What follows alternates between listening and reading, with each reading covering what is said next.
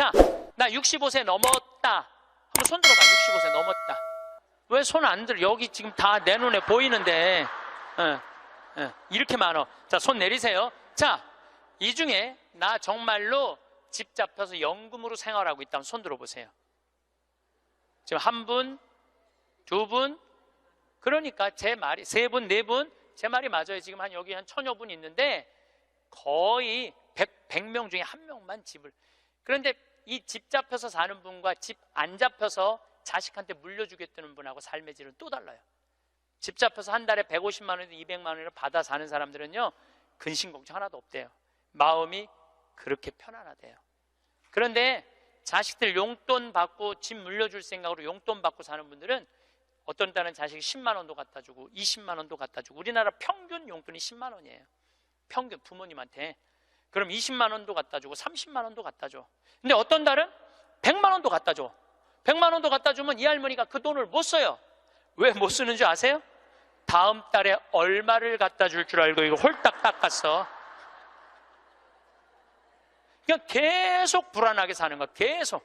그럼 늘 불만 속에서 사는 거야. 내 인생의 주인공은 난데 남한테 계속 기대고 사는 거예요. 그러시지 마세요.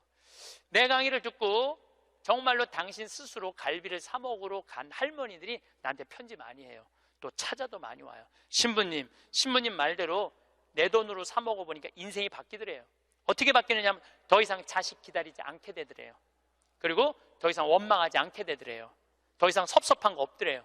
그냥 내 돈 갖고 내가 사 먹으면 되지. 대신 너는 나한테 재산 끝이야. 이렇게 딱 정리가 되고 나니까 너무 편안하더래요. 그리고 남은 인생은 내가 책임질 수 있겠다라는 자신감이 생기더래요. 그래서 너무 감사하다고. 너무너무 감사하다고. 아니, 내 자식하고의 이런 관계를 끊고 내 삶을 살다가 보니까 걸리는 게 하나도 없대. 그러니까 여러분들도 그렇게 사셔야 돼요. 언제까지 자식하고 엉겨서 그걸 살 수 있다고 생각하세요? 그냥 내 인생의 주인공은 나야. 내가 알아서 살아야 돼. 그래서 여러분들의 인생을 꼭 사시기를 바랍니다. 그런데 저는 학벌을 참 싫어해. 내가 아주 공개적으로 강의 때 얘기하잖아요. 난 서울대학 싫어한다고. 싫어요. 그래서 우리는 학벌을 따지지 않아. 직원 채용할 때 서울대학을 나왔든 유학을 갔다 왔든 이대를 나오든 연대를 나오든 일반 대학을 나오든 중학교를 나오든 고등학교를 나오든 초등학교를 나오든 첫 월급은 똑같아. 다 210만 원이에요. 아무리 잘났어도 210만 원, 아무리 못났어도 210만 원. 거기서부터 내가 평가하겠다는 거예요. 그리고 왜 내가 학벌을 따지지 않느냐 하면은 매주 띄우는데 뭐하러 서울대 졸업장이 필요해? 매주만 잘 띄우면 되지. 그렇지 않아요? 아니, 매주가 서울대생만 보면 나 잘 떠야 되겠다 이래요? 나는 행복한 사람이 매주도 잘 띄우더라고. 보니까 이번에 우리 생태마을에서 깻잎을 4.5톤을 땄어요. 깻잎 장아찌 하려고 4.5톤 어마어마하게 땄어요. 그런데 깻잎 따는데 뭐하러 그놈의 2대 졸업장이 필요해? 우리는 깻잎 따는데 2대 졸업자 필요 없어. 뭐만 잘하면 돼?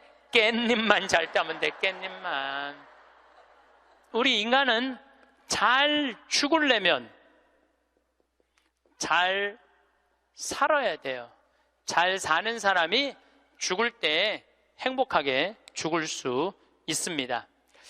이 세상에서 보통 안 먹고 안 마시고 안 놀고 고생한 사람이 70살에 당신 암이라고 그러면은 이분들이 공통적으로 하는 얘기가 있어요. 나는 억울해서 못 죽는다고. 공통적으로 하는 얘기가 그 얘기예요. 평생 고생만 하고 살았는데 나는 억울해서 못 죽는다고. 나는 호강해야 된다고. 이때부터 산삼을 캐와라, 좋은 의사를 대라, 다 소용없는 짓이에요. 그러니까 암 걸리기 전에, 당신 죽는다는 얘기하기 전에 이 삶을 만끽하고 삶의 기쁨 속에서 사실 필요가 있다는 겁니다. 그럼 우리나라 1살서부터 30살 행복하냐? 30살서부터 60살 행복하냐? 60살서부터 120살 행복하냐 이거예요. 제 얘기는 제가 왜 120살이라고 말씀드리느냐 하면 20년 전에 제가 강의할 때 앞으로 100세 시대 올 겁니다 라고 말씀드렸을 때 많은 할머니들이 이렇게 말했어요. 신부님, 끔찍한 소리 하지 마세요. 무슨 100살을 살아요? 그런데 요즘 텔레비전에 100세 안보장, 100세 연금보장 나와요, 안 나와요? 나오죠? 이런 거 나올 줄 꿈에도 몰랐을 거예요. 그럼 앞으로 20년 후에 텔레비전에서 100세 안보장, 100세 연금보장 나올까요? 20년 후에는 120세 안보장, 120세 연금보장 나오게 돼 있어요. 그렇다면 지금 60대신 분들은 앞으로 몇 년을 더 살아야 되느냐면은 60년을 더 살아야 돼요. 60년을. 아까 첫 시간에 제가 이런 말씀 드렸어요. 남편하고 자식들을 위해서 전부 바치지 말라고. 얼마만 바치라고? 반만 바치라고. 반은 누구를 위해서 남겨놔야 돼? 나를 위해서 남겨놔야 돼요. 내가 행복해야지 남편도 행복하고 자식도 행복한 거예요. 내가 불행한데 어떻게 남편하고 자식이 행복할 수 있습니까? 우리 부모님이 80 넘어 돌아가셨다. 한번 손 들어보세요. 80 넘어 돌아가셨다. 우리 부모, 이렇게 많아요. 부모님이 90 넘어 돌아가셨다. 손 들어보세요. 손 내리시고, 우리 부모님이 아직 90이 넘었는데 아직도 살아계시다. 손 들어보세요. 자, 혹시 우리 부모님 아니라 이모, 고모라도 100살이 넘은 사람이 있다. 한번 손 들어보세요. 거긴 몇 살이에요?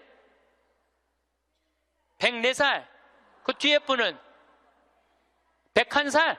네. 보통 제가 이렇게 강의할 때 2분 정도 100살 넘은 부모님 있다고 얘기를 해요. 2분 정도. 무슨 얘기냐면은 지금 한국에 100살 넘은 사람이 몇 명이냐면 2만 명이에요. 2만 명. 100살 넘은 사람이, 아니, 옆에 아무나 100살 넘은 사람이 있으니까 2만 명이 넘어요. 그럼 앞으로 20년 후에는 내가 보기엔 20만 명 훨씬 넘어요. 여기 그 대상자들 전부 앉아 있는 거예요. 대상자들 전부 앉아 있는 거예요. 그러면은 1살서부터 30살 행복하냐? 1살서부터 30살은 뭐 해야 되는 나이냐면은 엄마 아빠, 중요한 건 친구들하고 먹고 마시고 놀아야 되는 나이예요. 여러분들, 사람이 되려면 책상 안에서 공부를 해야지 사람이 되는 게 아니에요. 사람이 되려면은 친구들하고 어우러져서 뛰어놀아야지 사람이 돼요. 엄마 아빠랑 그 정을 느끼면서 뜨거운 어머니의 사랑, 아버지의 사랑을 느끼고 살아야지 사람이 되는 거예요. 책상 안에서 공부만 한다고 사람이 되는 게 아니에요. 근데 초등학교 1학년 애가 엄마 아빠 친구들이랑 좀 먹고 마시고 놀라고 그랬더니 엄마 아빠가 이렇게 말합니다. 이놈의 새끼야, 네가 지금 먹고 마시고 놀 시간이 어디 있어? 공부해야지. 초등학교 1학년 애가. 제가 한동안 영어학원을 다녔어요. 잠비아 이제 가느냐고. 영어학원 이제 지하에다 주차를 해놓고 1층에 애들이 타요. 애들이 타면, 초등학교 애들이 타는 거죠. 영어학원 온다고 타는데 요만한 애가 가방을 2개를 메요. 앞에 하나, 뒤에 하나. 내가 물어봐요. 너 몇 학년이냐? 초등학교 1학년요. 그래요. 이거 가방을 왜 2개냐? 이거 학교 가방, 이거 학원 가방. 딱 그래, 애들이. 또 요즘 애들 중에 내가 너무 놀란 애들이 있어. 들어올 때 보면은 가방 안 메고 와요. 여행용 캐리어를 끌고 들어와. 여행용 캐리어를. 네, 캐리어를 끌고 다니는 애도 있어요. 보면은. 그러니까 초등학교 애가 학원을 13개까지 다니는 애를 봤어요. 얘는 엄마 아빠 친구들이랑 먹고 마시고 놀 시간이 없는 애예요. 중학교 올라가면은요, 중학교 올라가면은 자율학습 해야지, 보충학습 해야지, 학원 다녀야지. 엄마 아빠랑 먹고 마시고 놀 시간이 어디 있어? 얘는, 인간은요 언제 행복하냐면은 먹고 마시고 놀 때 행복한 거예요. 이거는 내가 요즘 인문학 교수들 얘기를 들어보면 결론은 그거야. 근데 너는 나중에 행복해. 넌 지금 나중에 행복하려면 지금 먹고 마시고 놀지 말어. 그래갖고 먹고 마시고 놀지 못하게 해요. 그럼 너 서울대학 가서 먹고 마시고 놀아. 그럼 우리나라 서울대학 가는 애들은, 공부하는 애들의 0.5%만 서울대학을 가요. 99%는 서울대학 못 가요. 99%는 가지도 못할 서울대학 때문에 20년 인생을 다 날려버리는 거예요. 얘네들은 먹고 마시고 놀지 못하는 거예요. 그래서 얘네들 안에 뭐가 없느냐면 기쁨이 없어요. 얘네들 안에 뭐가 없느냐면 행복이 없어요. 친구가 있어야지 사람은 행복한 거예요. 친구가 없는 사람은 판단력이 떨어지게 돼 있어요. 친구가 없는 사람은 정보가 취약할 수밖에 없어요. 그 부모로부터 받은 후광 외에는 아무것도 없었던 거예요. 지금 와서 보니까. 여러분들 자식들도 정말로 답답하게 키우고 싶으면 계속 학원 보내면 돼요. 예. 그러니까 제일 중요한 거는 먹고 마시고 노는 거예요. 그럼 얘가 30년 동안 30살 이후부터 너 행복해야 돼. 그 30살부터 얘가 삼성에 취직해갖고 행복할 수 있다고 생각하세요? 우리말에 이런 말이 있어요. 먹어본 놈이 먹고 놀아본 놈이 논다고. 먹고 마시고 노는 것도 아무나 먹고 마시고 노는 게 아니에요. 먹고 마시고 놀 줄 모르면은 얘는 나중에도 행복할 수가 없어요. 나는 직원들한테도 나중에 잘 안 해줘요. 언제 잘해줘? 지금 잘해줘. 지금 잘해주려면 지금 잘해줘. 예.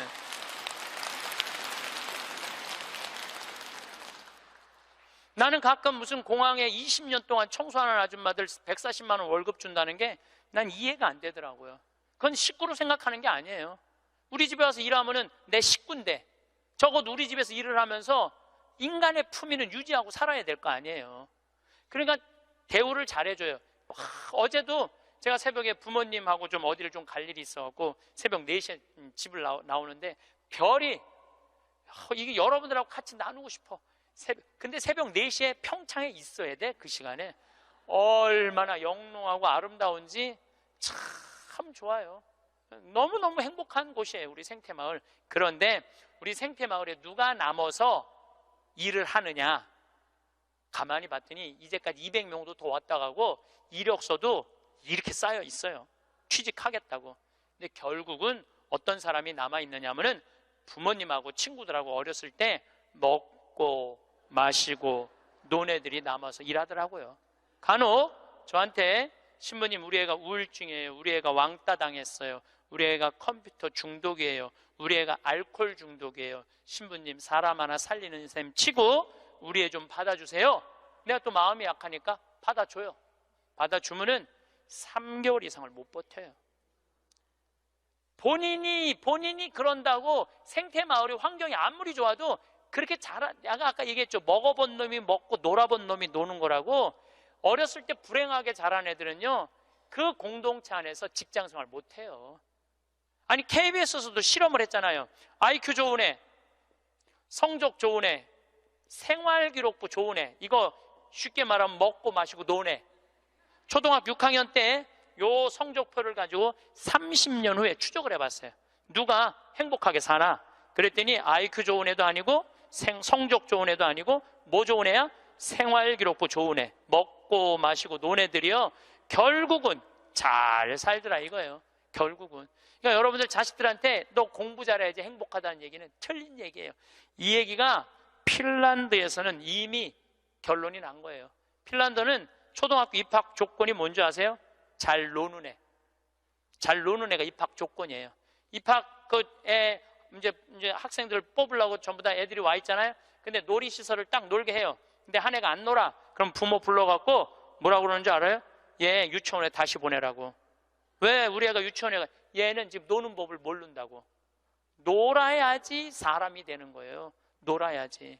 근데 우리는 먹고 마시고 노는 일을 아주 우습게 보는 거예요. 우리나라가 독일보다 4개월을 일을 더 해요. 4개월을 일을 더 하고 미국보다 3개월을 더 일을 해요. 1년에. 그런데 우리가 독일보다 잘 살아요? 미국보다 잘 살아요? 그렇게 뼈 빠지게 일을 하는데도 일한다고 돈 버는 게 아니에요. 제가 아주 재미난 일이 있었어요. 신나는 일이죠. 잠비아에 이제 우리 치과 의사들이 이번에도 1,400명 환자를 봤어요. 안과 의사 2분, 치과 의사 9분이 환자를 1,400명을 봤어요. 일주일에.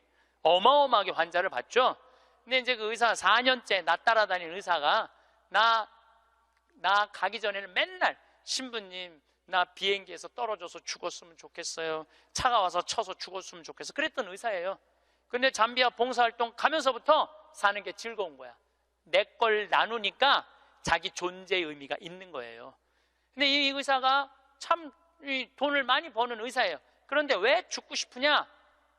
건물은 큰 걸 사놓고 그 빚을 해대느냐고 화장실 가는 게 아까워갖고 물을 안 마셔. 오줌 누는 시간이 아까워갖고 진료 시간이. 그러니까 사는 게 즐겁지 않은 거죠. 여러분들 인생에 정말 힘든 게 뭔지 아세요? 확장 이전이에요.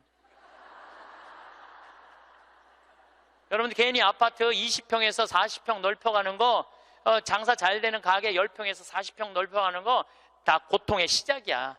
그냥 있는 데서 살아요. 뭐하러 확장 이전을 해. 행복하지 않았던 거야. 근데 잠비아를 떠나면서부터 사는 게 즐겁기 시작한 거예요. 그리고 내가 얘기했어요. 인생은 화장실도 안 가고 진료하는 게 인생이 아니야. 먹고 마시고 노는 게 인생이야. 제발 먹고 마시고 놀아. 그랬더니 그때부터 먹고 마시고 놀기 시작하는 거예요. 일주일에 이틀 과감하게 놀고 1년에 성지순례 10일 나 따라가고 뭐 성지순례 뭐 다른 데 또 가고 뭐 호주 의사들 같이 여행 다니고 1년에 40일을 놀아요. 40일을 무지하게 노는 거예요. 그러니까 그 조카가 이제 군대 갔다 와서 아르바이트 하면서 그렇게 노니까 이모한테 그렇게 물어보더래요. 이모, 이 치과 월급은 나오는 거야? 이렇게 물어보더래요. 그런데 내가 물어봤어요. 그렇게 먹고 마시고 놀면서 진료할 때랑 화장실도 안 가고 진료할 때랑 어느 때 돈을 더 많이 버느냐? 그랬더니 요즘이 훨씬 많이 번대요. 그리고 세무서에서 연락 왔대요. 돈이 너무 많이 벌려갖고 세무조사 나올 테니까 직원들하고 또 어디 놀러 가라고. 그래서 이제 다음 달에 어디 정동진인가 직원들 데리고 놀러 간대요. 여러분들 집에서 청승 떨고 아무것도 안 마시고 지립대 일만 한다고 돈이 벌려지는 게 아니에요. 먹고 마시고 놀 때 돈도 많이 벌리는 거예요. 우리 생태마을 요즘 다 망한다고 그러잖아요. 우리 생태마을은 작년에 매출액이 45억이었는데 올해 50억이야. 50억. 얼마나 뭐 청국장 가루 깻잎 많이 팔리는지 몰라요. 하루에 2천만 원씩 팔려. 하루에 2천만 원씩. 요즘 내가 사장인데 내가 사장이 뭐 할 것 같아? 맨날 먹고 마시고 노는 거야. 맨날 먹고 마시고 노는 거야. 직원들 줄 거 다 주고 아끼지 않아요. 줄 거 다 주고. 그리고 이제 하도 이제 우리 신자가 아니라 비신자들이 물건을 많이 사니까 이제 사업자 등록을 해서 세금도 내요. 제가 세금을 내는데 1년에 2억 정도 세금이 나가요. 많이 나가요. 세금이. 그럼 우리 국장이 신부님 세금이 너무 많이 나가는데 현금은 신고하지 않아도 된다는 거예요. 그런 게 어디 있어? 현금도 다 신고해. 현금도 다 한 푼도 빼지 말고 다 야, 내가 신부로 사는데 왜 머리 복잡하게 살아? 그냥 있는 대로 보고하고 다 살아. 내가 세금 2억 내면은 국가가 그거 갖고 어려운 사람 도와주고 나라 돌아가는 거지. 그걸 그냥 이렇게 감추고 저렇게 감추다가 내가 가끔 우리 이제 세금 다 내요. 그래서 세금이 부담스럽더라고요. 다 한 달에 거의 2천만 원씩 세금이 나가니까. 그런데 텔레비전을 보면은 그 세금 떼어먹는다고 탈세한다고 대기업 총수들이 막 마스크 쓰고 막 휠체어 막 타고 막 침대에 누워서 막 들어왔다 나갔다 하는 거 보면서 내가 텔레비 보면서 한마디 해요. 내가 뭐라고 그러냐면 내고 살지. 아유, 내가 이렇게 말해요. 내고 살면 되지. 뭘 그렇게 돈이 많은데 그걸 그냥 돈을 아낀다고 나라 돈 빼먹어가면서 어려운 사람 나눠주는 거 빼먹어가면서 세금 내는 것도 내가 보기엔 자선이에요. 세금 내는 것도 국가가 잘 집행해야 되겠지만은 뭐 K 뭐 미르 이건 악다군이에요. 그 돈 없는 기업들한테 그 돈 뺏어가는 건 그건 악다군이 아니에요. 그 돈 갖고 직원들한테 저기 막 보너스나 주고 여행이나 보내주지. 그럼 대한민국이 밝을 텐데. 요즘 국회가 참 많이 싸우죠. 치지도 않고 싸워. 내가 보기엔 야 어떻게 뭐 김정은이 치지도 않고 핵 실험하듯이 우리나라 국회의원들도 치지도 않고 싸워. 그런데 여소야대가 돼갖고 협치한다고? 그것도 말도 안 되는 소리예요. 우리나라 국회의원들이 안 싸우는 날은 언제 안 싸우느냐면 초등학교 교육제도가 바뀌는 거예요. 초등학교 교육제도가 노는 걸로 바뀌는 거. 여러분들 우리는 자녀들한테 행복을 가르쳐야 돼. 자녀들한테. 근데 우리는 공부를 가르치고 있어. 애들한테 이 세상에 와갖고 행복한 걸 가르쳐야 되는데 공부를 가르치고 있어요. 이거 좀 생각해봐야 될 문제예요. 나는 자식들한테 행복을 가르쳤나 공부를 가르쳤나 한번 생각해봐요. 뭘 가르쳤어요? 공부 가르치지 않았어요? 행복을 가르쳐야죠. 왜 공부를 가르쳐요? 2006년에 우리나라가 1년에 10만 명씩 조기 유학을 보냈어요. 2006년에 그때 조기 유학 분불었어요. 얘네들이 딱 10년 지났어요. 결론이 나와 있어요. 지금 조기 유학 다 실패했어요. 90%가 다 실패했어요. 그러면은 초등학교 4학년, 5학년 애가 조기 유학을 떠나. 그러면 미국에 가면은요, 여권 심사대에서 막 영어로 막 물어봐요. 너 여기 왜 왔냐? 며칠 머무를 거냐? 뭐 때문에 왔느냐? 막 물어봐요. 그것도 한국말로 물어봐요? 영어로 물어봐요. 그럼 초등학교 4학년 애가 당황스러울 것 같아요? 안 당황스러울 것 같아요? 당황스럽죠. 그리고 미국에 딱 가갖고 수업을 하면은요, 아무리 한국에서 영어 공부 열심히 잘해도 못 알아들어요. 얼마 동안? 1년 동안 못 알아들어. 걔가 무슨 죄를 졌다고 1년 동안 말도 못 알아듣는 데서 고생을 해야 돼? 그리고 여러분들 인종차별, 여러분들은 잘 모르지만은 저는 정말로 외국을 많이 다니면서 확실하게 인종차별 느껴요. 신부인 난데도 아주 농담하는 애들 많아요. 너 뭐하러 혼자 사느냐? 막 하느님이 네 뭐 애인이냐? 막 이래가면서 웃기지도 않게 인종차별해요, 걔네들이. 그럼 초등학교 4학년 애가 그 인종차별을 다 겪는 거야. 그러면 한국에서 걔한테 유학 한번 보내려고 그러면 9.11 테러 이후부터 미국은 외국인을 공립학교에 받아들이지 않아요. 다 어디에 들어가야 되냐면 사립학교에 가야 돼. 사립학교는 중학교, 고등학교 1년에 4천만 원, 5천만 원이에요. 등록금이. 1년에요. 1년에 4천만 원, 5천만 원이에요. 3년에 5천만 원이 아니고 기숙사비 3천만 원이에요. 방학이 4번인데 거기 못 있어요. 부모 없으면은 한국에 들어왔다 나갔다 해야 돼. 그러면 얘는 혼자 간 애는 계속 들어왔다 나갔다 해야 돼요. 그럼 비행기 값 1,000만 원이야. 그럼 1억이 나가야 돼요. 유학 보내면은. 그럼 우리나라 대기업 연봉 1억이거든요. 1억이면은요, 아버지는 아무것도 안 쓰고 얘한테 다 보내야 돼. 아버지는 아무것도 안, 아버지도 먹고 마시고 놀아야 되는 사람인데 그걸 못 하는 거예요. 그러니까 자식하고 마누라 보내면은요, 더 아무것도 못 해. 그러니까 친구들도 하루 이틀 같이 놀아주는 거지. 저녁 같이 술도 못 먹자고 그래요. 내가 기러기 아빠들이랑 술 많이 먹었어, 옛날에. 먹어보면 그 얘기를 하면 정말로 가슴이 아파요. 그러면은 하루 이틀 그러다가 이제 혼자 술집에 가는 거야. 혼자 술집에 뭐 장미 뭐 이런 데 가면은 그 아가씨가 아유 사장님 외로워 보여 이렇게 말하면은 내 마음을 알아주는 여자는 이 여자밖에 없구나. 그래서 뭐해? 사랑에 빠지는 거예요. 그걸 남들은 바람 핀다고 그러지. 그래서 바람 피는 거예요. 혼자 외로우니까. 인간은 어쩔 수가 없거든요. 그 시간에 집에 들어가고 아이하고 아내하고 해주는 거 맛있게 먹고 마시고 놀았으면 그 사람 바람 안 폈을 거예요. 대기업의 부장 정도 올라갈 사람이면 열심히 산 사람이니까. 그렇죠? 그러면은 애는 학교 가갖고 언어 안 돼, 인종차별 당해. 엄마는 또 미국 가갖고 애 학교 가면은 심심하잖아요. 거기서 또 놀고 있는 또 멀쩡하게 생긴 남자하고 또 외로우시겠어요, 사모님. 그러면 거기서 또 이제 또 바람 피고, 아빠는 한국에서 바람 피고 엄마는 미국 가서 바람 피고, 애는 인종차별 언어에 갖고 정신 우울증에 걸리고, 그런 일이 벌어진다니까요. 한두 집이 아니라니까요. 뭐를 위해서 애를 유학을 보낸 거예요? 뭐를 위해서? 다 집안 풍비박산 만들어 놓고. 그러니까 애한테 공부를 가르치면 안 된다니까요. 행복을 가르쳐야 돼요. 우리가 뭐를 해서 행복한지. 그래서 10년 동안 간 애들 중에 정말로 한국에도 아니고 미국에도 아닌 애들 많아요. 이건 아무것도 아니야. 대학 졸업하고 유학을 가면요, 얘 심지라도 있어요. 대학 졸업해서 유학 가는 애들. 근데 초등학교, 중학교 때 가는 애들은 심지도 없는 애들이야. 내가 한국인지 미국인지 구분도 안 되는 애들이야. 그래갖고 적응 안 되면은 중학교에 가면은 유학 온 한국 애들, 말 안 통하는, 영어 안 되는 애들끼리 모여요. 모여서 노래방 가고 한국 드라마 보고 술 먹고 담배 피고, 고등학교 올라가면 마약해요. 마약하면 또 걸리면 감옥에 갔다 왔다 하고.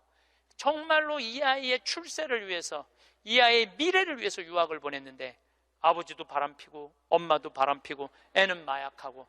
이런 집이 한두 집이 아니라니까요. 너무너무 많은 거예요. 이런 집이. 성공하는 비율은 10%밖에 안 된대요. 10%밖에. 그러니까 90%는 다 망가지는 거야. 그래갖고 이제 한국에 돌아오면은 집안이 완전히 망가진 거야. 애는 집에서 나가지도 않고. 왜냐하면 유학이라는 건 갔다 왔는데 대학을 졸업한 것도 아니고 한국에서 취직되는 것도 아니고, 그러니까 아무것도 못하는 거야. 그래서 나한테 와서 신부님 얘 좀 고쳐달라는 거야. 자기가 10년 동안 망가뜨려 놓고 나한테 1시간 만에 고쳐달라는 거야. 아, 내 안수하면 손에서 아무것도 안 나오는데 뭘로 고쳐 내가. 그런데 이제는 1년에 10만 명씩 가던 게 이제 3만 명밖에 안 가요. 왜? 실패한 게 결론이 났으니까. 나는 그러지 말자는 거예요. 그 1년에 1억씩 유학비 보낼 돈 있으면 그 돈 갖고 한국에서 엄마 아빠 자식이랑 행복하게 먹고 마시고 놀으라는 거예요. 그럼 이 집은 깨지지도 않고 애는 아주 건강하게 자랄 거예요. 우리가 아주 중요한 거를 놓치고 있는 거예요. 별거 없어. 인생이 뭐 그렇게 복잡해? 그리고 여러분들 출세, 그것도 해봐야. 난 텔레비전 보면서 출세하는 거 하나도 안 부러워요. 뭐 민정수석 무슨 수석들 지금 그게 사람 사는 거예요? 저런 모습이? 차라리 그 자리에 안 가면은 거짓말도 안 할 거 아니에요. 그 자리에 가면 어쩔 수 없이 거짓말하고. 어떻게 보면 여러분들이 훨씬 행복한 분들이에요. 여러분들은 거짓말 일이 뭐가 있어? 누가 돈을 갖다 줘야지 안 받았다고 그러지. 누가 돈을 갖다 줘야지 안 받았다고 그러지. 참. 자, 그렇다면은 30살에서부터 60살은 행복하냐? 대한민국에. 자, 이 30살에서부터 60살은 저는 인생의 황금기라고 생각해요. 여러분들, 여행은 가슴이 떨릴 때 가야지 다리가 떨릴 때 가면 안 된다니까요. 근데 이때 가야 될 때야. 가야 될 때야. 그런데 자식 공부시킨다고, 자식 출세시킨다고 나는 안 먹고 안 마시고 안 놀아. 30년 동안 그랬어. 그럼 이 사람은 30년 동안 껍데기 인생을 산 거예요. 자기 인생 산 거 아니에요. 자식만을 위해서 살았다고. 나는 자식 하나 잘 되면은 엄마의 기쁨이라고 그러는데 그것도 옛날에 45, 46까지 살 때 얘기예요. 이제 여러분들 120살 살면은요 자식이 90이 돼버려요. 그 자식 출세하는 거 여러분들 행복하고는 아무 상관이 없어요. 70살, 80살 된 자식하고 90살, 100살 된 여러분들하고 아무 상관이 없어요. 자식을 출세시키고 싶으면 여러분들이 먼저 출세해야 돼요. 자식을 철들게 키우고 싶으면 누가 먼저 철이 들어야 돼? 여러분들이 먼저 철이 들어야 돼. 그런데 여러분들이 30살부터 60살까지 자식 출세만 바란다고 빈 껍데기로 30년을 살았어. 근데 여러분들이 철이 들 것 같아요? 지금 대한민국에 30살부터 60살 철든 사람이 얼마나 있을 것 같아요? 그래서 유학 보내고 자기는 한국에서 바람피고 아내는 미국 가서 바람피고 애는 정신병이 들어요? 철이 안 드는 거예요. 삶의 의미가 뭔지 모르고 살고 있는 거예요. 진정한 삶의 기쁨이, 진정한 삶의 행복이 뭔지 모르고 사는 거예요. 정말로 자식을 행복하게 키우고 싶어? 여러분들이 행복해야 돼요. 여기 이 셰익스피어가 아주 재미난 글을 썼어요. 중년에게 주는 9가지 교훈이라는 글을 썼어요. 한번 이 사람 한 400년 전 사람이 쓴 것 같은데 보세요. 첫째, 학생으로 계속 남아있어라. 배움을 포기하는 순간 우리는 폭삭 늙기 시작한다. 그러니까 여러분들 학생이기를 포기하면 안 된다는 거예요. 끊임없이 배워야 돼. 애만 배우는 게 아니야. 여러분들 배우셔야 돼요. 공부도 하고. 저는 제가 30살에 환경공학을 공부했어요. 얼마나 좋은 공부였는지 몰라요. 내가 다닌 학교는 나는 아주대학 산업대학원을 다녔어요. 그런데 요즘 대학원 조금 돈이 좀 들어가서 그렇지 많아요. 가면은 뭐 내가 빵점도 받고 그랬지만은 그래도 석사학위도 받았어요. 공학 석사학위도 아주 재밌어요. 그리고 40이 돼갖고 글 쓰는 거 배웠어요. 글 쓰는 거 배워갖고 이 책도 지금 5권인가 책 냈잖아요. 얼마나 좋은지 몰라요. 요즘은 내가 유튜브를 통해서 정말 많이 배우고 있어요. 배우니까 참 재밌어요, 사는 게. 그러니까 여러분들도 배우는 걸 포기하시면 안 돼요. 둘째, 과거를 자랑하지 마라. 옛날 이야기밖에 가진 것이 없을 때 당신은 처량해진다. 삶을 사는 지혜는 지금 가지고 있는 것을 즐기는 것이다. 이거 셰익스피어도 똑같이 말했어. 지금 가지고 있는 것을 즐기는 거야. 지금. 그러니까 뭐 나중도 생각하지 말어. 옛날도 생각하지 말어. 지금 오늘을 즐기면 되는 거예요. 있는 돈 갖고 나중에 쓰려고 그냥 쥐고 있지 말고 쓰세요. 내가 쓰라는 건 사치하라는 게 아니에요. 돈도 규모 있고 멋있게 쓸 수 있거든요. 쓰는 법도 나는 배워야 된다고 생각을 해. 세 번째, 젊은 사람과 경쟁하지 마라. 대신 그들의 성장을 인정하고 그들에게 용기를 주고 그들과 함께 즐겨라. 이것도 참 좋은 얘기 같아요. 그래서 나는 우리 여주에 우리 젊은 신부님들 계속 많이 초청하고 있어요. 함께 같이 하자고. 근데 참 젊은 신부들이 같이 있으면 참 좋아요. 저는 우리 생태마을의 부관장 모임을 한 달에 한 번 꼭 해요. 출신 부관장 신부님들, 그 신부들이 싫어할 수도 있지만은 한 달에 한 번 젊은 신부들을 모이면은 내가 모르는 것 너무너무 많이 알려줘요. 그들과 함께 즐길 수 있는 것만 해도 좋은 거죠. 넷째, 부탁받지 않는 충고는 굳이 하려고 마라. 늙은이의 기우와 잔소리로 오해받는다. 이것저것 챙겨나지 말라는 거예요. 우리 어머니가 그런 거 참 잘하는데 챙겨나지 말라는 거예요. 다섯째, 삶의 철학으로 삶을 철학으로 대체하지 말아라. 삶을 살으라는 얘기예요. 로미오가 한 말을 기억하라. 철학이 줄리엣을 만들 수 없다면 그런 철학은 지워버려라. 삶을, 현실을 살으라는 얘기예요. 괜히 개똥 철학하지 말고. 여섯째, 아름다움을 발견하고 즐겨라. 약간의 심미적 추구를 게을리하지 말아라. 그러니까 제가 이번 주 이선이 대전 공연이에요. 서울의 공연을 보니까 없더라고. 우리 평창은 대전이나 서울이나 거리가 똑같아. 그래서 이제 대전으로 가는데 점점 나이를 먹으면 먹을수록 공연도 많이 가요. 저는 여기 이 삼성 여기 뭐 스퀘어인가 여기 공연 많이 와요. 예술의 전당도 많이 와요. 많이 와야 1년에 많이 온다고 그래요. 1년에 두세 번이야. 그 두세 번이라도 공연을 즐길 수 있으면 삶이 굉장히 풍요로워지더라고요. 또 일곱째, 늙어가는 것을 불평하지 마라. 가엾어 보인다. 몇 번 들어주다 당신을 피하기 시작할 것이다. 나 늙은 거 자랑하지 말라는 거예요. 그것도 맞는 얘기 같아요. 늙은 거 누가 뭐 알아주기는 해요. 아무도 안 알아주죠. 나이 먹은 거 자랑 아니야, 내가 보기에는. 그리고 나이를 먹으려면 곱게 먹어야 돼. 나이값을 하고면서 늙어가야지. 나이값도 못하고 나이만 디립다 먹으면 그게 뭐가 자랑이에요.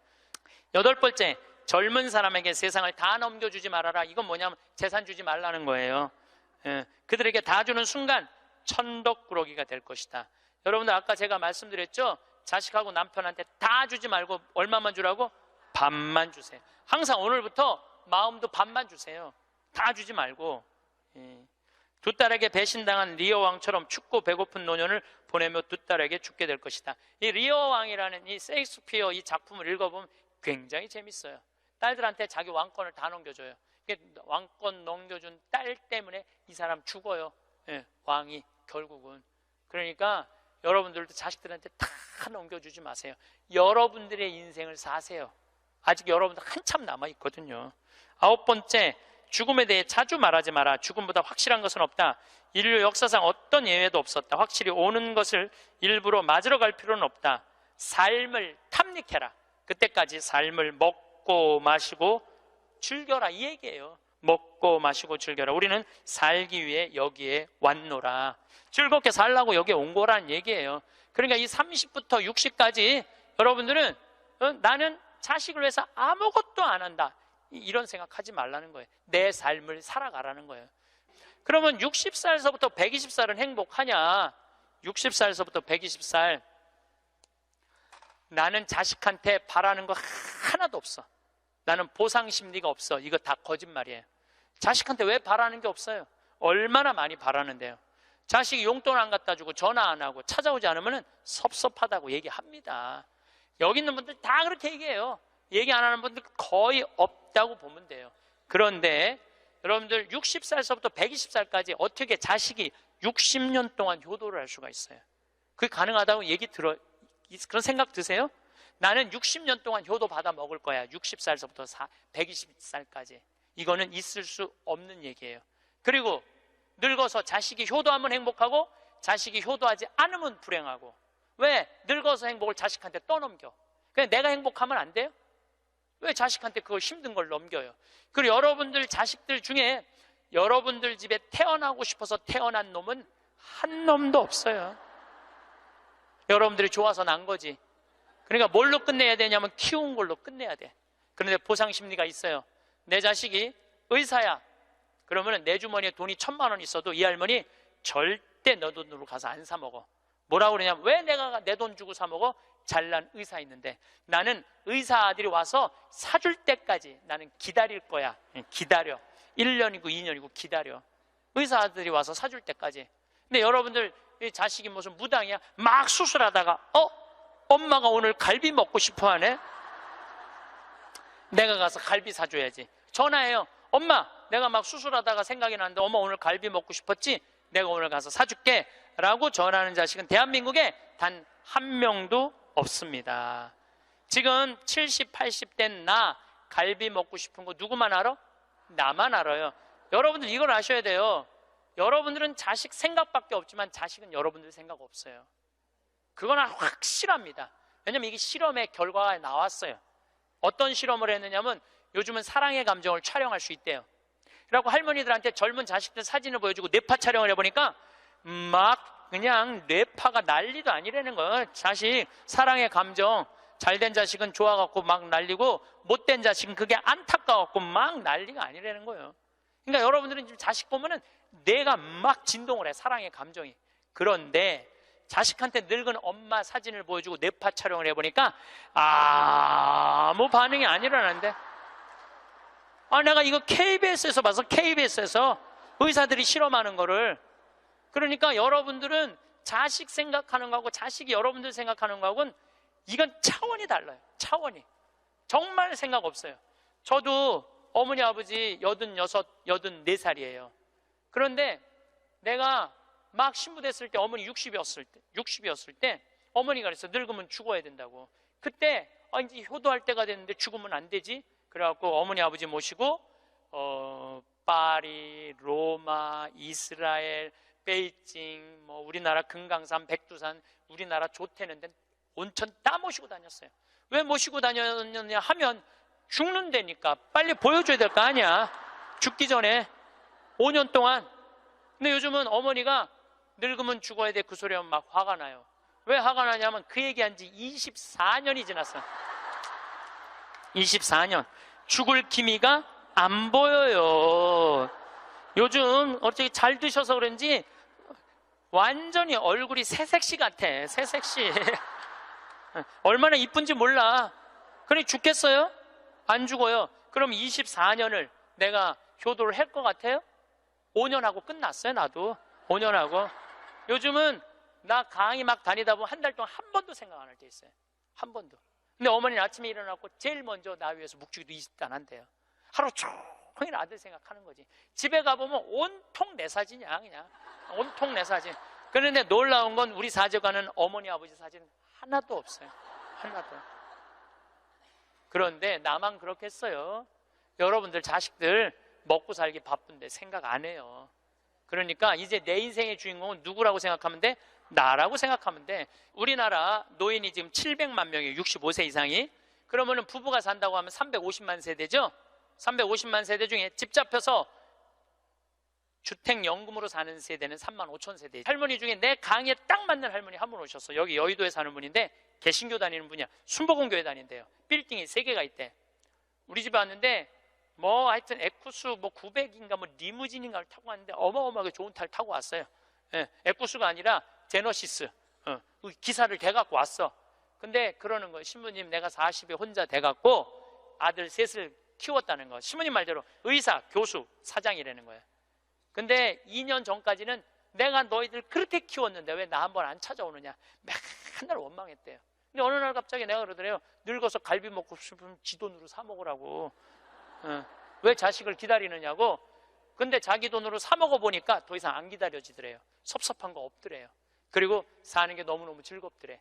내 자식하고의 이런 관계를 끊고 내 삶을 살다가 보니까 걸리는 게 하나도 없대. 그러니까 여러분들도 그렇게 사셔야 돼요. 언제까지 자식하고 엉겨서 그걸 살 수 있다고 생각하세요? 그냥 내 인생의 주인공은 나야. 내가 알아서 살아야 돼. 그래서 여러분들, 여러분들의 인생을 꼭 사시기를 바랍니다. 오늘은 조금 무겁고 현실적인 이야기를 나눠볼까 합니다.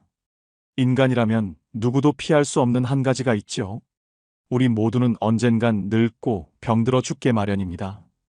죽음을 떠올리는 것을 금기시하는 우리는 죽음의 맨 얼굴을 애써 보지 않으려 하다가 부모나 배우자, 자식처럼 가까운 사람을 잃고 나서야 허둥지둥 죽음에 관해 생각합니다.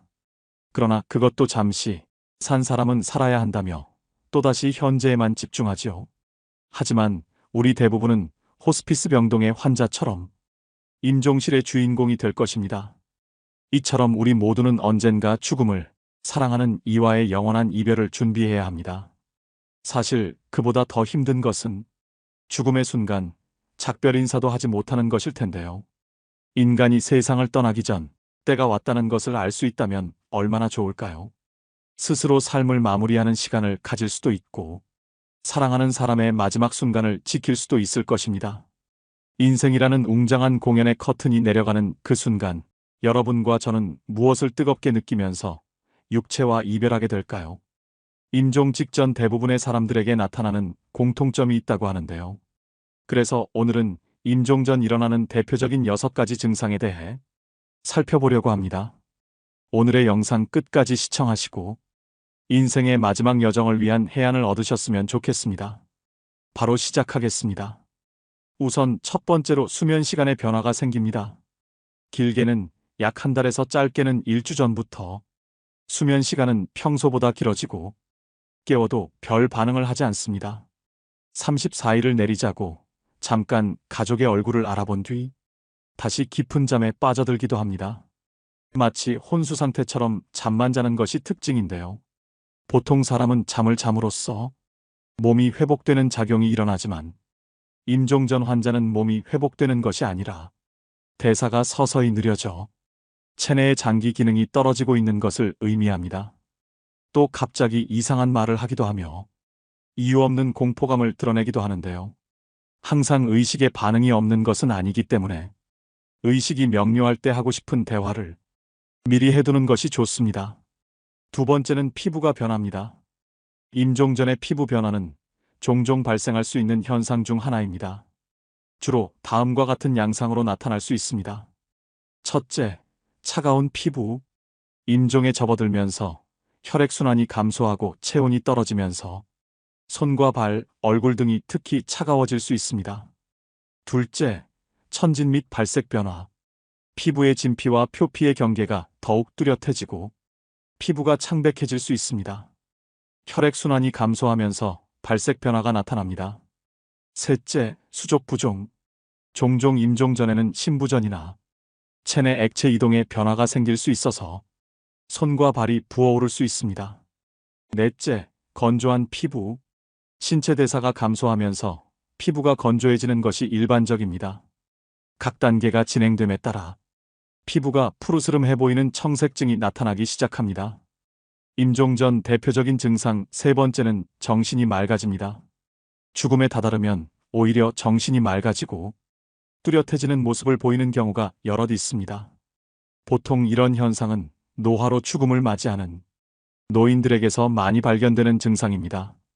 이런 경우 제 기능을 하지 못하던 뇌도 순간적으로 제 기능을 해서 전에는 바로 옆에 있어도 잘 알아보지 못하던 가족들을 알아보고 초점을 잃었던 눈에도 힘이 생깁니다. 이런 상황에서 보통 어르신들은 가족들과 인사를 나누고 유언을 하시기도 합니다. 이럴 때 종종 힘있고 뚜렷한 눈으로 천장이나 창밖을 계속해서 주시하는 경우가 많다고 합니다. 네 번째는 호흡이 변합니다. 보통 임종 과정에서 나타날 수 있는 호흡은 체인스톡 호흡이라고 합니다.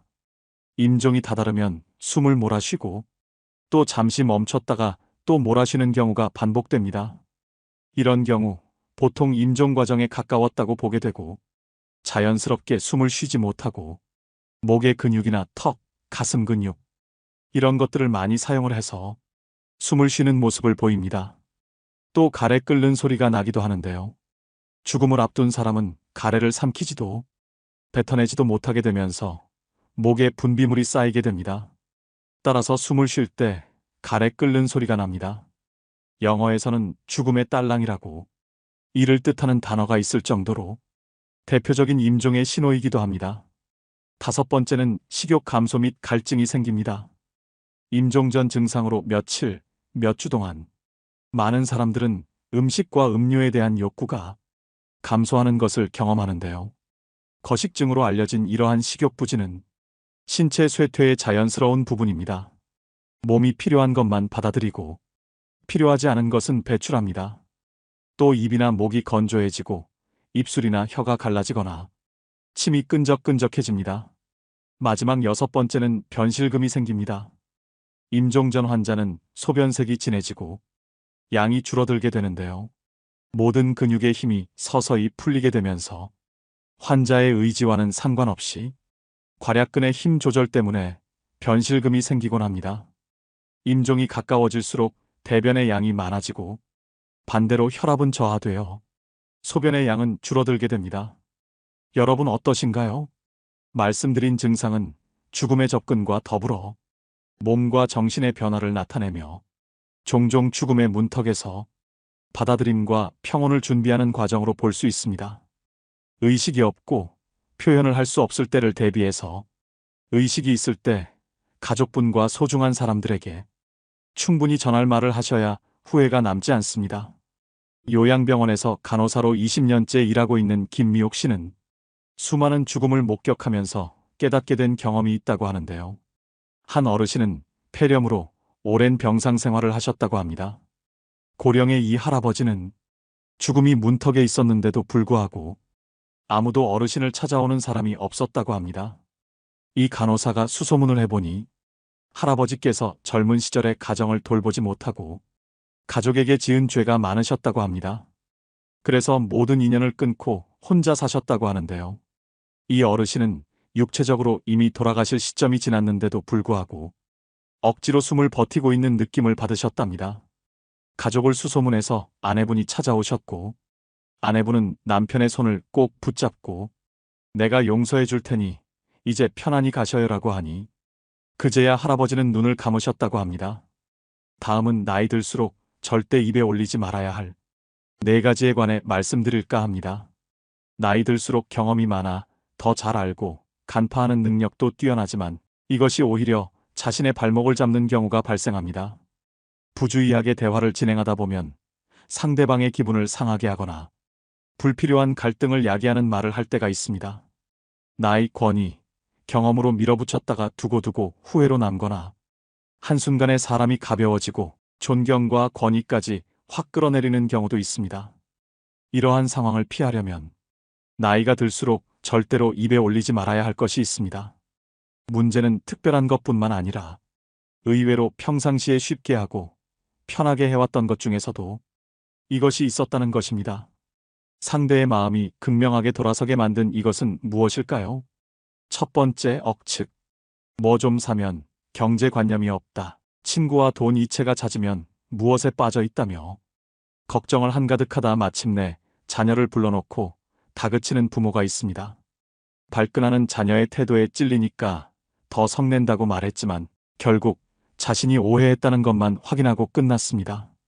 그냥 오해로 끝났으면 다행이지만 사실이 아닌 상상으로 자녀를 혼내려고 했다는 것 자체가 큰 실수로 두고두고 남을 수 있습니다. 그런데 이런 행동이 한 번이면 걱정돼서 벌어진 따뜻한 해프닝으로 끝날 텐데 계속되면 억측만 하는 사람으로 인식됩니다. 심하면 생고지 피운다는 소리도 듣습니다.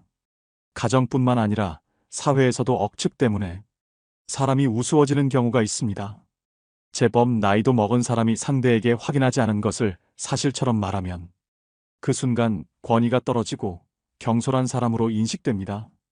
자기만 모자란 사람이 되고 심하면 나이값 못한다는 소리도 듣습니다. 억측은 사실에 근거하지 않은 추측입니다. 억측은 상대방을 불쾌하게 만들거나 상처를 줄 수 있습니다.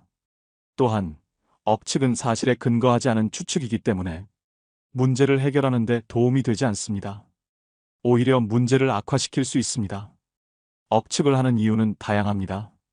자신이 모르는 것을 채우기 위해 억측을 하기도 하지만 어떤 사람은 자신의 우월감을 확인하기 위해, 어떤 사람은 자신의 의견을 강요하기 위해 억측을 사용하기도 합니다. 이것을 나중에 알게 되면 정말 화가 납니다. 우리는 종종 자신의 경험과 가치관을 타인에게 적용하려는 경향이 있습니다. 이런 태도는 사람들이 본인과 비슷하게 생각하고 행동할 것이라는 착각에서 비롯되는 경우가 많습니다. 또한 나이가 들수록 어떤 사람들은 자신의 경험과 지식을 통한 억측에 의존하려는 경향이 있습니다. 하지만 이것은 갈등과 신뢰의 파괴를 초래할 수 있습니다. 따라서 나이가 들수록 억측을 삼가는 것이 좋습니다. 당사자에게 직접 사실을 확인하고 말해야 하며 사실이더라도 어떤 것은 침묵하는 지혜를 발휘하는 것이 현명합니다. 두 번째, 다 의미 없어. 상대가 신나게 열정적으로 말하고 있는데 다 의미 없어라고 말하면 어떨까요? 말하고 있는 사람은 김이 팍 새고 말하고 싶지 않을 것입니다. 상대방을 불쾌하게 하거나 상처를 줄 수 있습니다. 의미 없다는 것은 자기가 겪은 것에 한한 것이지 다른 사람은 다를 수 있습니다. 자신은 이미 겪어봐서 다 안다고 생각할 수 있습니다. 그러나 그것은 착각입니다. 많이 살았다고 하지만 경험한 것은 세상의 아주 작은 일부일 뿐입니다. 인간의 역사에서는 찰나에 불과합니다. 내가 얻지 못했다고 의미 없다고 말할 필요는 없습니다. 괜히 비관론자로 보이기만 할 뿐입니다. 김만 세게 하는 사람으로 여겨질 뿐입니다. 의미 없다고 말하지만 겪은 일 중에 의미 없는 일이 있을까요? 다 나름의 가치와 교훈이 있습니다. 이를 보려고 하거나 얻으려고 하지 않은 것은 아닐까요? 실패를 실패로 보고 좌절한 사람과 실패를 교훈으로 보는 사람의 차이처럼요. 다 의미 없어라는 말은 불필요한 비관주의와 경멸을 담고 있는 표현입니다. 사람들은 각자의 시대와 환경에서 다양한 경험과 감정을 겪게 되며 그것들이 그들 자신에게는 매우 중요하고 의미 있는 것일 수 있습니다.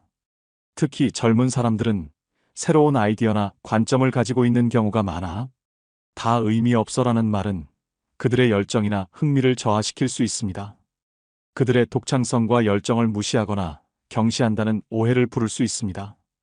또한 대화는 서로를 이해하고 배려하는 과정이어야 합니다. 그러나 다 의미 없어라는 말은 그런 배려와 이해를 손상해 서로 간의 관계를 악화시키고 의사소통의 장애를 초래할 수 있습니다. 마지막으로 다 의미 없어라는 말은 그 자체로도 부정적인 영향을 미칠 수 있습니다. 이런 말을 자주 하는 사람들은 자신의 경험과 감정을 부정하고 자신의 삶에 대한 열정과 흥미를 잃게 될 수 있습니다. 이는 그들의 생활에 부정적인 영향을 미칠 뿐만 아니라 그들의 삶의 질을 저하시키는 결과를 초래할 수 있습니다. 세 번째, 그럴 줄 알았어. 그럴 줄 알았어. 이 말을 하면 다 알고 있었구나. 대단하다라는 생각보다 점점 사실 자기도 몰랐으면서 결과를 보고 말하면 나도 하겠다. 라는 생각을 하게 됩니다. 이것이 그럴 줄 알았어란 말의 역효과입니다. 그럴 줄 알았어라는 표현은 다른 사람에게 실망감이나 불편함을 줄 수 있는 말입니다. 특히 이 말은 상대방이 어려움을 겪거나 실패했을 때 더욱 그렇습니다. 일단 그럴 줄 알았어라는 말은 상대방이 미리 예견할 수 있었던 상황에 대해 부적절하게 대응했다는 비난을 함축하고 있습니다. 이는 상대방의 판단력이나 능력에 의문을 제기하게 되어 그 사람이 자신의 능력에 대해 의심하게 만들 수 있습니다. 또한 그럴 줄 알았어라는 말은 본인이 상황을 미리 알고 있었음에도 불구하고 도움을 주지 않았다는 묵시를 담고 있습니다. 뻔히 나쁘게 될 걸 알면서 도와주지 않았다는 원망을 부르고 왜 그랬는지 의문을 품게 만듭니다. 하지만 사실 대부분은 어떤 특별한 의도나 선견지명이 있는 것은 아닙니다. 그래서 그럴 줄 알았어라는 표현은 다소 무책임하고 무능하게 들릴 수 있습니다. 마지막으로 그럴 줄 알았어라는 말은 상대방의 기분을 상하게 만들 수 있습니다. 비꼬는 것 같아 그 사람이 싫어집니다. 실패나 어려움을 겪고 있는 사람에게는 동정, 이해, 지지가 필요합니다. 하지만 이런 말을 들으면 더욱 분노하거나 곤혹스러워할 수 있습니다. 이러한 이유로 인해 그럴 줄 알았어라는 말은 피해야 할 말 중 하나입니다. 대신에 상대방에게 이해와 지지를 표현하는 말을 선택하고 그들이 상황을 극복하도록 돕는 것이 중요합니다. 네 번째, 상대가 싫어하는 주제. 누구나 한두 가지씩은 건드리고 싶지 않은 주제가 있을 것입니다. 대화할 때 이런 주제를 빨리 인식하는 것이 참 중요합니다. 상대가 불편한 기색을 보이거나 다른 이야기를 하자고 한다면 말을 멈추고 다른 주제로 돌리는 것이 상대를 배려하는 대화법입니다. 아무리 그 주제가 재미있어도 내 재미에 남이 싫어하는 말을 계속하는 것은 쓸데없는 갈등을 부를 뿐입니다. 상대의 불편함을 무시하고 자기만 재미있어서 계속 이야기하다 상대가 화를 내면 보통 뭐 그런 거 가지고 그러냐? 거나 마음이 좁다라는 말을 합니다. 어디서 많이 듣던 말 아니십니까? 바로 무례한 사람들이 함부로 말하고 나서 상대에게 하는 말들입니다. 듣는 사람이 불편하고 상처가 된다면 바로 하지 말아야지. 듣는 사람의 성격을 들고 나오는 것은 상대 인격을 공격하는 훨씬 더 무례한 행동입니다. 누구나 존중받고 이해받기를 원하는 감정이 있습니다. 사람들이 싫어하는 말을 하는 것은 그들의 감정, 가치, 신념을 무시하는 것입니다. 이러한 말은 상대방을 기분 나쁘게 만들 뿐만 아니라 그들에게 존중과 이해를 가지고 대하지 않는다는 신호를 보냅니다. 이는 대화의 기본적인 규칙을 위반하는 것이며 대화 자체를 중단시키는 결과를 가져올 수 있습니다. 또한 애초에 상대의 단점에 대해 언급하거나 평가하는 말 자체를 시작하지 않는 것이 현명합니다. 누구나 단점을 들추거나 비난하는 걸 좋아하는 사람은 없습니다. 상대 단점을 말하며 웃음의 소재로 말하는 것도 극도로 싫어합니다. 자기가 당한다면 기분 나쁜 일을 상대에게 하지 말고 보편적으로 기분 나빠할 주제나 언행은 아예 하지 않는 것이 성숙한 어른이란 사실을 잊지 말아야겠습니다. 우리 인간은 잘 죽으려면 잘 살아야 돼요. 잘 사는 사람이 죽을 때 행복하게 죽을 수 있습니다. 이 세상에서 보통 안 먹고 안 마시고 안 놀고 고생한 사람이 70살에 당신 암이라고 그러면은 이분들이 공통적으로 하는 얘기가 있어요. 나는 억울해서 못 죽는다고. 공통적으로 하는 얘기가 그 얘기예요. 평생 고생만 하고 살았는데 나는 억울해서 못 죽는다고. 나는 호강해야 된다고. 이때부터 산삼을 캐와라, 좋은 의사를 대라, 다 소용없는 짓이에요.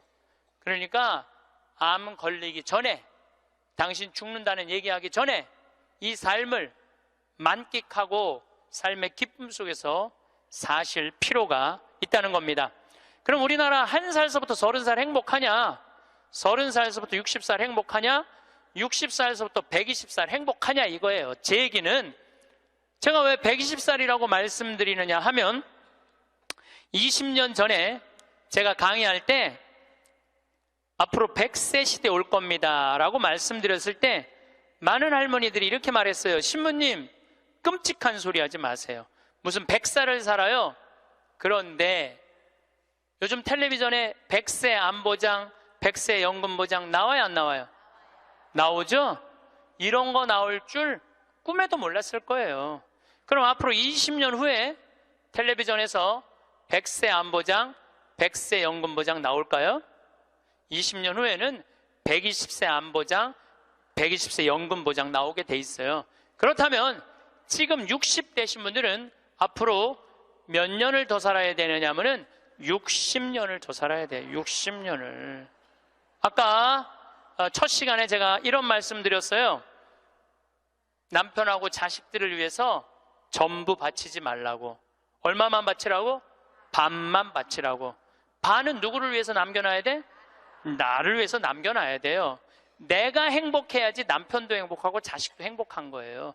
내가 불행한데 어떻게 남편하고 자식이 행복할 수 있습니까? 우리 부모님이 80 넘어 돌아가셨다. 한번 손 들어보세요. 80 넘어 돌아가셨다. 우리 부모, 이렇게 많아요. 부모님이 90 넘어 돌아가셨다. 손 들어보세요. 손 내리시고, 우리 부모님이 아직 90이 넘었는데 아직도 살아계시다. 손 들어보세요.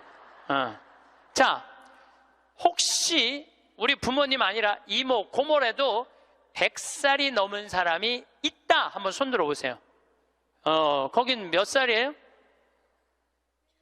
104살. 그 뒤에 분은 101살? 네. 보통 제가 이렇게 강의할 때 2분 정도 100살 넘은 부모님 있다고 얘기를 해요. 2분 정도. 무슨 얘기냐면은 지금 한국에 100살 넘은 사람이 몇 명이냐면 2만 명이에요. 2만 명. 100살 넘은 사람이, 아니 옆에 아무나 100살 넘은 사람이 있으니까 2만 명이 넘어요. 그럼 앞으로 20년 후에는 내가 보기엔 20만 명 훨씬 넘어요. 여기 그 대상자들 전부 앉아 있는 거예요. 대상자들 전부 앉아 있는 거예요. 그러면은 1살서부터 30살 행복하냐? 1살서부터 30살은 뭐 해야 되는 나이냐면은 엄마 아빠, 중요한 건 친구들하고 먹고 마시고 놀아야 되는 나이예요. 여러분들, 사람이 되려면 책상 안에서 공부를 해야지 사람이 되는 게 아니에요. 사람이 되려면은 친구들하고 어우러져서 뛰어놀아야지 사람이 돼요. 엄마 아빠랑 그 정을 느끼면서 뜨거운 어머니의 사랑, 아버지의 사랑을 느끼고 살아야지 사람이 되는 거예요. 책상 안에서 공부만 한다고 사람이 되는 게 아니에요. 근데 초등학교 1학년 애가 엄마 아빠 친구들이랑 좀 먹고 마시고 놀라고 그랬더니 엄마 아빠가 이렇게 말합니다. 이놈의 새끼야, 네가 지금 먹고 마시고 놀 시간이 어디 있어? 공부해야지. 초등학교 1학년 애가. 제가 한동안 영어학원을 다녔어요. 잠비아 이제 가느냐고.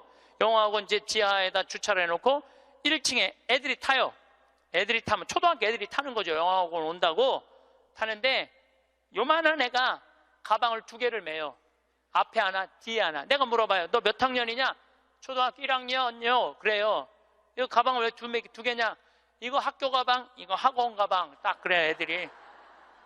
또 요즘 애들 중에 내가 너무 놀란 애들이 있어. 들어올 때 보면은 가방 안 메고 와요. 여행용 캐리어를 끌고 들어와. 여행용 캐리어를. 네, 캐리어를 끌고 다니는 애도 있어요. 보면은. 이거 초등학교 애가 학원을 13개까지 다니는 애를 봤어요. 얘는 엄마 아빠 친구들이랑 먹고 마시고 놀 시간이 없는 애예요. 중학교 올라가면은요, 중학교 올라가면은 자율학습 해야지, 보충학습 해야지, 학원 다녀야지. 엄마 아빠랑 먹고 마시고 놀 시간이 어디 있어? 얘는, 인간은요 언제 행복하냐면은 먹고 마시고 놀 때 행복한 거예요. 이거는 내가 요즘 인문학 교수들 얘기를 들어보면 결론은 그거야. 근데 너는 나중에 행복해. 넌 지금 나중에 행복하려면 지금 먹고 마시고 놀지 말어. 그래갖고 먹고 마시고 놀지 못하게 해요. 그럼 너 서울대학 가서 먹고 마시고 놀아. 그럼 우리나라 서울대학 가는 애들은, 공부하는 애들의 0.5%만 서울대학을 가요. 99%는 서울대학 못 가요. 99%는 가지도 못할 서울대학 때문에 20년 인생을 다 날려버리는 거예요. 얘네들은 먹고 마시고 놀지 못하는 거예요. 그래서 얘네들 안에 뭐가 없느냐면 기쁨이 없어요. 얘네들 안에 뭐가 없느냐면 행복이 없어요. 친구가 있어야지 사람은 행복한 거예요.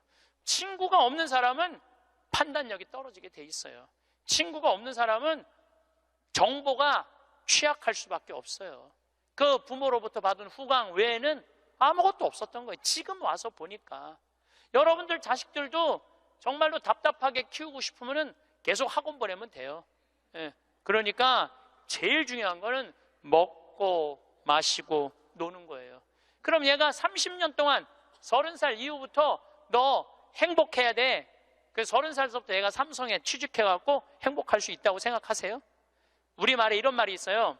먹어본 놈이 먹고 놀아본 놈이 논다고. 먹고 마시고 노는 것도 아무나 먹고 마시고 노는 게 아니에요. 먹고 마시고 놀 줄 모르면은 얘는 나중에도 행복할 수가 없어요. 나는 직원들한테도 나중에 잘 안 해줘요. 언제 잘해줘? 지금 잘해줘. 지금 잘해주려면 지금 잘해줘. 예.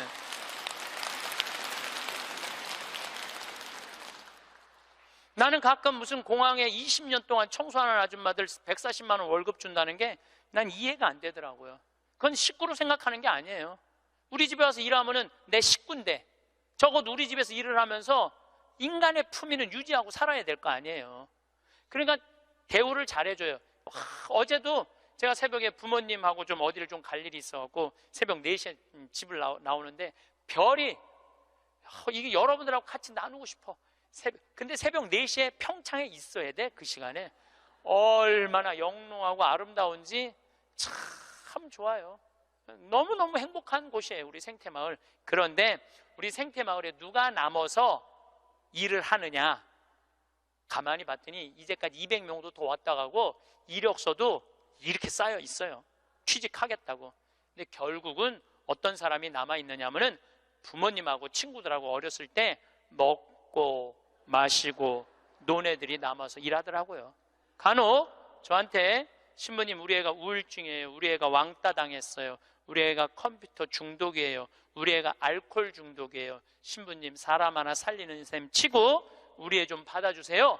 내가 또 마음이 약하니까 받아줘요. 받아주면은 3개월 이상을 못 버텨요.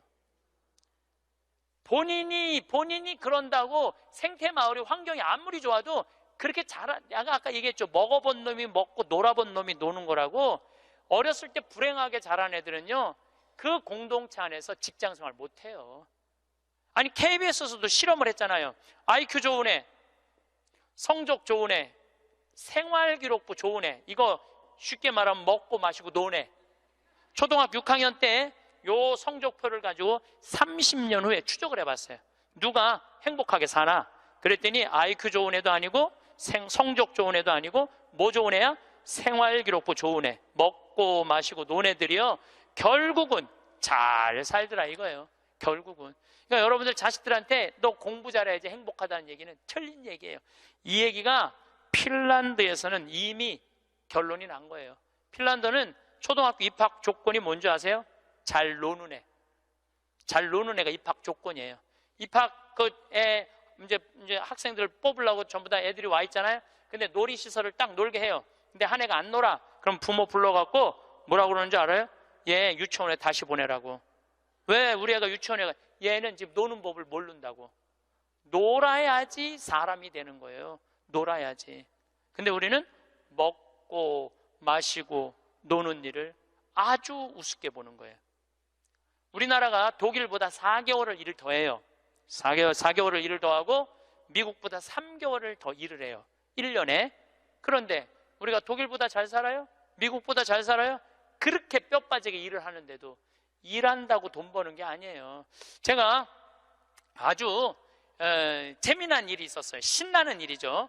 잠비아에 이제 우리 치과 의사들이 이번에도 1,400명 환자를 봤어요. 안과 의사 2분, 치과 의사 9분이 환자를 1,400명을 봤어요. 일주일에. 어마어마하게 환자를 봤죠. 근데 이제 그 의사 4년째 나 따라다니는 의사가 나 가기 전에는 맨날 신부님 나 비행기에서 떨어져서 죽었으면 좋겠어요. 차가 와서 쳐서 죽었으면 좋겠어. 그랬던 의사예요. 근데 잠비아 봉사활동 가면서부터 사는 게 즐거운 거야. 내 걸 나누니까 자기 존재의 의미가 있는 거예요. 근데 이 의사가 참 돈을 많이 버는 의사예요. 그런데 왜 죽고 싶으냐? 건물은 큰 걸 사놓고 그 빚을 해대느냐고. 화장실 가는 게 아까웠고 물을 안 마셔. 오줌 누는 시간이 아까웠고 진료 시간이. 그러니까 사는 게 즐겁지 않은 거죠. 여러분들 인생에 정말 힘든 게 뭔지 아세요? 확장 이전이에요. 여러분들 괜히 아파트 20평에서 40평 넓혀가는 거, 장사 잘 되는 가게 10평에서 40평 넓혀가는 거 다 고통의 시작이야. 그냥 있는 데서 살아요. 뭐하러 확장 이전을 해. 행복하지 않았던 거야. 근데 잠비아를 떠나면서부터 사는 게 즐겁기 시작한 거예요. 그리고 내가 얘기했어요. 인생은 화장실도 안 가고 진료하는 게 인생이 아니야. 먹고 마시고 노는 게 인생이야. 제발 먹고 마시고 놀아. 그랬더니 그때부터 먹고 마시고 놀기 시작하는 거예요. 일주일에 이틀 과감하게 놀고 1년에 성지순례 10일 나 따라가고 뭐 성지순례 뭐 다른 데 또 가고 뭐 호주 의사들 같이 여행 다니고 1년에 40일을 놀아요. 40일을. 무지하게 노는 거예요. 그러니까 그 조카가 이제 군대 갔다 와서 아르바이트 하면서 그렇게 노니까 이모한테 그렇게 물어보더래요. 이모, 이 치과 월급은 나오는 거야? 이렇게 물어보더래요. 그런데 내가 물어봤어요. 그렇게 먹고 마시고 놀면서 진료할 때랑 화장실도 안 가고 진료할 때랑 어느 때 돈을 더 많이 버느냐? 그랬더니 요즘이 훨씬 많이 번대요. 그리고 세무서에서 연락 왔대요. 돈이 너무 많이 벌려갖고 세무조사 나올 테니까 직원들하고 또 어디 놀러 가라고. 그래서 이제 다음 달에 어디 정동진인가 직원들 데리고 놀러 간대요. 여러분들 집에서 청승 떨고 아무것도 안 마시고 지립대 일만 한다고 돈이 벌려지는 게 아니에요. 먹고 마시고 놀 때 돈도 많이 벌리는 거예요. 우리 생태마을 요즘 다 망한다고 그러잖아요. 우리 생태마을은 작년에 매출액이 45억이었는데 올해 50억이야. 50억. 얼마나 뭐 청국장 가루 깻잎 많이 팔리는지 몰라요. 하루에 2천만 원씩 팔려. 하루에 2천만 원씩. 요즘 내가 사장인데 내가 사장이 뭐 할 것 같아? 맨날 먹고 마시고 노는 거야. 맨날 먹고 마시고 노는 거야. 직원들 줄 거 다 주고, 아끼지 않아요. 줄 거 다 주고. 그리고 이제 하도 이제 우리 신자가 아니라 비신자들이 물건을 많이 사니까 이제 사업자 등록을 해서 세금도 내요. 제가 세금을 내는데 1년에 2억 정도 세금이 나가요. 많이 나가요, 세금이. 그럼 우리 국장이 신부님 세금이 너무 많이 나가는데 현금은 신고하지 않아도 된다는 거예요. 그런 게 어디 있어? 현금도 다 신고해. 현금도 다 한 푼도 빼지 말고 다 신고. 야, 내가 신부로 사는데 왜 머리 복잡하게 살아? 그냥 있는 대로 보고하고 다 살아. 내가 세금 2억 내면은 국가가 그거 갖고 어려운 사람 도와주고 나라 돌아가는 거지. 그걸 그냥 이렇게 감추고 저렇게 감추다가 내가 가끔 우리 이제 세금 다 내요. 그래서 세금이 부담스럽더라고요. 다 한 달에 거의 2천만 원씩 세금이 나가니까. 그런데 텔레비전을 보면은 그 세금 떼어먹는다고, 탈세한다고 대기업 총수들이 막 마스크 쓰고 막 휠체어 막 타고 막 침대에 누워서 막 들어왔다 나갔다 하는 거 보면서 내가 텔레비 보면서 한마디 해요. 내가 뭐라고 그러냐면 내고 살지. 아유, 내가 이렇게 말해요. 내고 살면 되지. 뭘 그렇게 돈이 많은데 그걸 그냥 돈을 아낀다고 나라 돈 빼먹어가면서 어려운 사람 나눠주는 거 빼먹어가면서 세금 내는 것도 내가 보기엔 자선이에요. 세금 내는 것도 국가가 잘 집행해야 되겠지만은 뭐 K, 뭐 미르 이건 악다군이에요. 그 돈 없는 기업들한테 그 돈 뺏어가는 건 그건 악다군이 아니에요. 그 돈 갖고 직원들한테 저기 막 보너스나 주고 여행이나 보내주지. 그럼 대한민국이 밝을 텐데. 요즘 국회가 참 많이 싸우죠. 치지도 않고 싸워. 내가 보기엔 야, 어떻게 뭐 김정은이 치지도 않고 핵 실험하듯이 우리나라 국회의원들도 치지도 않고 싸워. 그런데 여소야대가 돼갖고 협치한다고? 그것도 말도 안 되는 소리예요. 우리나라 국회의원들이 안 싸우는 날은 언제 안 싸우느냐면 초등학교 교육제도가 바뀌는 거예요. 초등학교 교육제도가 노는 걸로 바뀌는 거. 여러분들, 우리는 자녀들한테 행복을 가르쳐야 돼, 자녀들한테. 근데 우리는 공부를 가르치고 있어. 애들한테 이 세상에 와갖고 행복한 걸 가르쳐야 되는데 공부를 가르치고 있어요. 이거 좀 생각해봐야 될 문제예요. 나는 자식들한테 행복을 가르쳤나, 공부를 가르쳤나? 한번 생각해봐요. 뭘 가르쳤어요? 공부 가르치지 않았어요? 행복을 가르쳐야죠. 왜 공부를 가르쳐요? 2006년에 우리나라가 1년에 10만 명씩 조기 유학을 보냈어요. 2006년에 그때 조기 유학 분불었어요.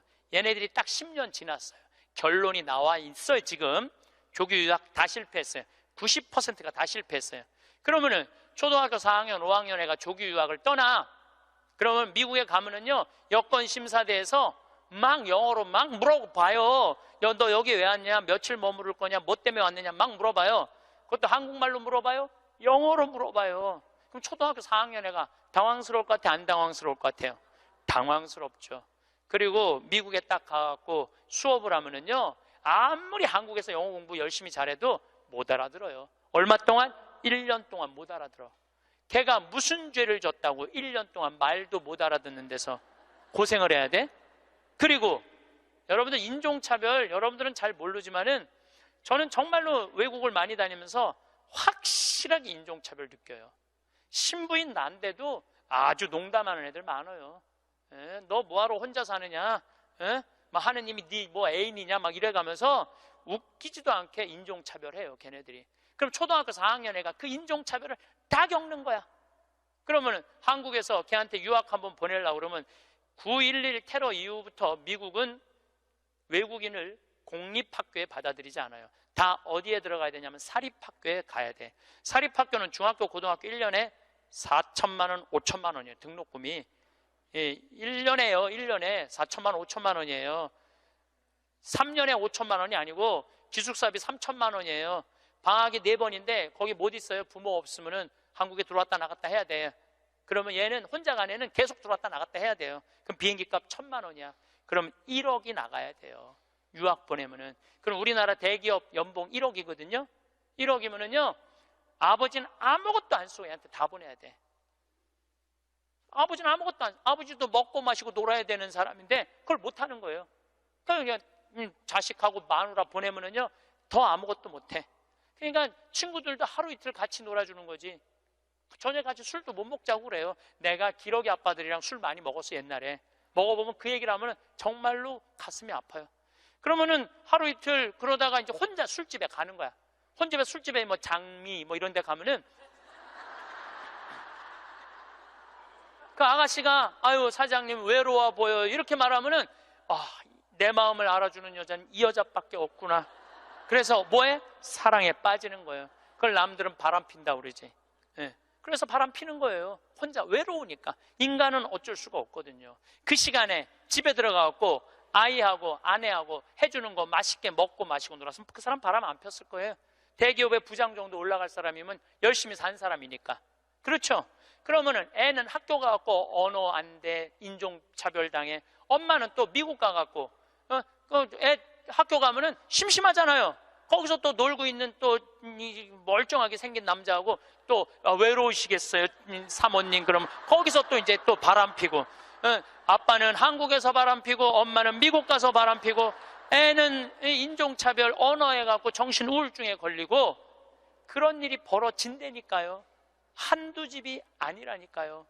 뭐를 위해서 애를 유학을 보낸 거예요? 뭐를 위해서? 다 집안 풍비박산 만들어 놓고. 그러니까 애한테 공부를 가르치면 안 된다니까요. 행복을 가르쳐야 돼요. 우리가 뭐를 해서 행복한지. 그래서 10년 동안 간 애들 중에 정말로 한국에도 아니고 미국에도 아닌 애들 많아요. 이건 아무것도 아니야. 대학 졸업하고 유학을 가면요 얘 심지라도 있어요. 대학 졸업해서 유학 가는 애들. 근데 초등학교 중학교 때 가는 애들은 심지도 없는 애들이야. 내가 한국인지 미국인지 구분도 안 되는 애들이야. 그래갖고 적응 안 되면은 중학교에 가면은 유학 온 한국 애들, 말 안 통하는 영어 안 되는 애들끼리 모여요. 모여서 노래방 가고 한국 드라마 보고 술 먹고 담배 피고, 고등학교 올라가면 마약해요. 마약하면 또 걸리면 감옥에 갔다 왔다 하고. 정말로 이 아이의 출세를 위해서, 이 아이의 미래를 위해서 유학을 보냈는데 아버지도 바람피고 엄마도 바람피고 애는 마약하고. 이런 집이 한두 집이 아니라니까요. 너무너무 많은 거예요. 이런 집이. 성공하는 비율은 10%밖에 안 된대요. 10%밖에. 그러니까 90%는 다 망가지는 거야. 그래갖고 이제 한국에 돌아오면은 집안이 완전히 망가진 거야. 애는 집에서 나가지도 않고. 왜냐하면 유학이라는 건 갔다 왔는데 대학을 졸업한 것도 아니고 한국에서 취직되는 것도 아니고, 그러니까 아무것도 못하는 거야. 그래서 나한테 와서 신부님 얘 좀 고쳐달라는 거야. 자기가 10년 동안 망가뜨려 놓고 나한테 1시간 만에 고쳐달라는 거야. 내 안수하면 손에서 아무것도 안 나오는데 뭘로 고쳐 내가. 그런데 이제는 1년에 10만 명씩 가던 게 이제 3만 명밖에 안 가요. 왜? 실패한 게 결론이 났으니까. 나는 그러지 말자는 거예요. 그 1년에 1억씩 유학비 보낼 돈이 있으면 그 돈 갖고 한국에서 엄마 아빠 자식이랑 행복하게 먹고 마시고 놀으라는 거예요. 그럼 이 집은 깨지지도 않고 애는 아주 건강하게 자랄 거예요. 우리가 아주 중요한 거를 놓치고 있는 거예요. 별거 없어. 인생이 뭐 그렇게 복잡해? 그리고 여러분들 출세 그것도 해봐야. 난 텔레비전 보면서 출세하는 거 하나도 안 부러워요. 뭐 민정수석 무슨 수석들 지금 그게 사람 사는 거예요? 저런 모습이? 차라리 그 자리에 안 가면은 거짓말도 안 할 거 아니에요. 그 자리에 가면 어쩔 수 없이 거짓말하고.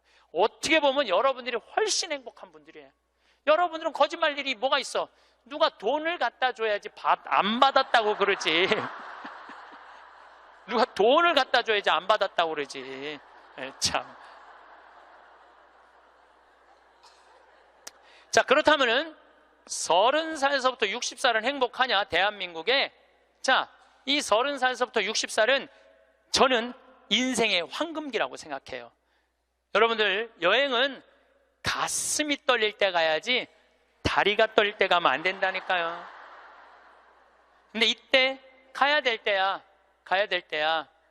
그런데 자식 공부시킨다고, 자식 출세시킨다고 나는 안 먹고 안 마시고 안 놀아. 30년 동안 그랬어. 그럼 이 사람은 30년 동안 껍데기 인생을 산 거예요. 자기 인생 산 거 아니에요. 자식만을 위해서 살았다고. 나는 자식 하나 잘 되면은 엄마의 기쁨이라고 그러는데, 그것도 옛날에 45, 46까지 살 때 얘기예요. 이제 여러분들 120살 살면은요, 자식이 90이 돼버려요. 그 자식 출세하는 거 여러분들 행복하고는 아무 상관이 없어요. 70살, 80살 된 자식하고 90살, 100살 된 여러분들하고 아무 상관이 없어요. 자식을 출세시키고 싶으면 여러분들이 먼저 출세해야 돼요. 자식을 철들게 키우고 싶으면 누가 먼저 철이 들어야 돼? 여러분들이 먼저 철이 들어야 돼. 그런데 여러분들이 30살서부터 60살까지 자식 출세만 바란다고 빈 껍데기로 30년을 살았어. 근데 여러분들이 철이 들 것 같아요? 지금 대한민국에 30살서부터 60살 철든 사람이 얼마나 있을 것 같아요? 그래서 유학 보내고 자기는 한국에서 바람피고 아내는 미국 가서 바람피고 애는 정신병이 들어요? 철이 안 드는 거예요.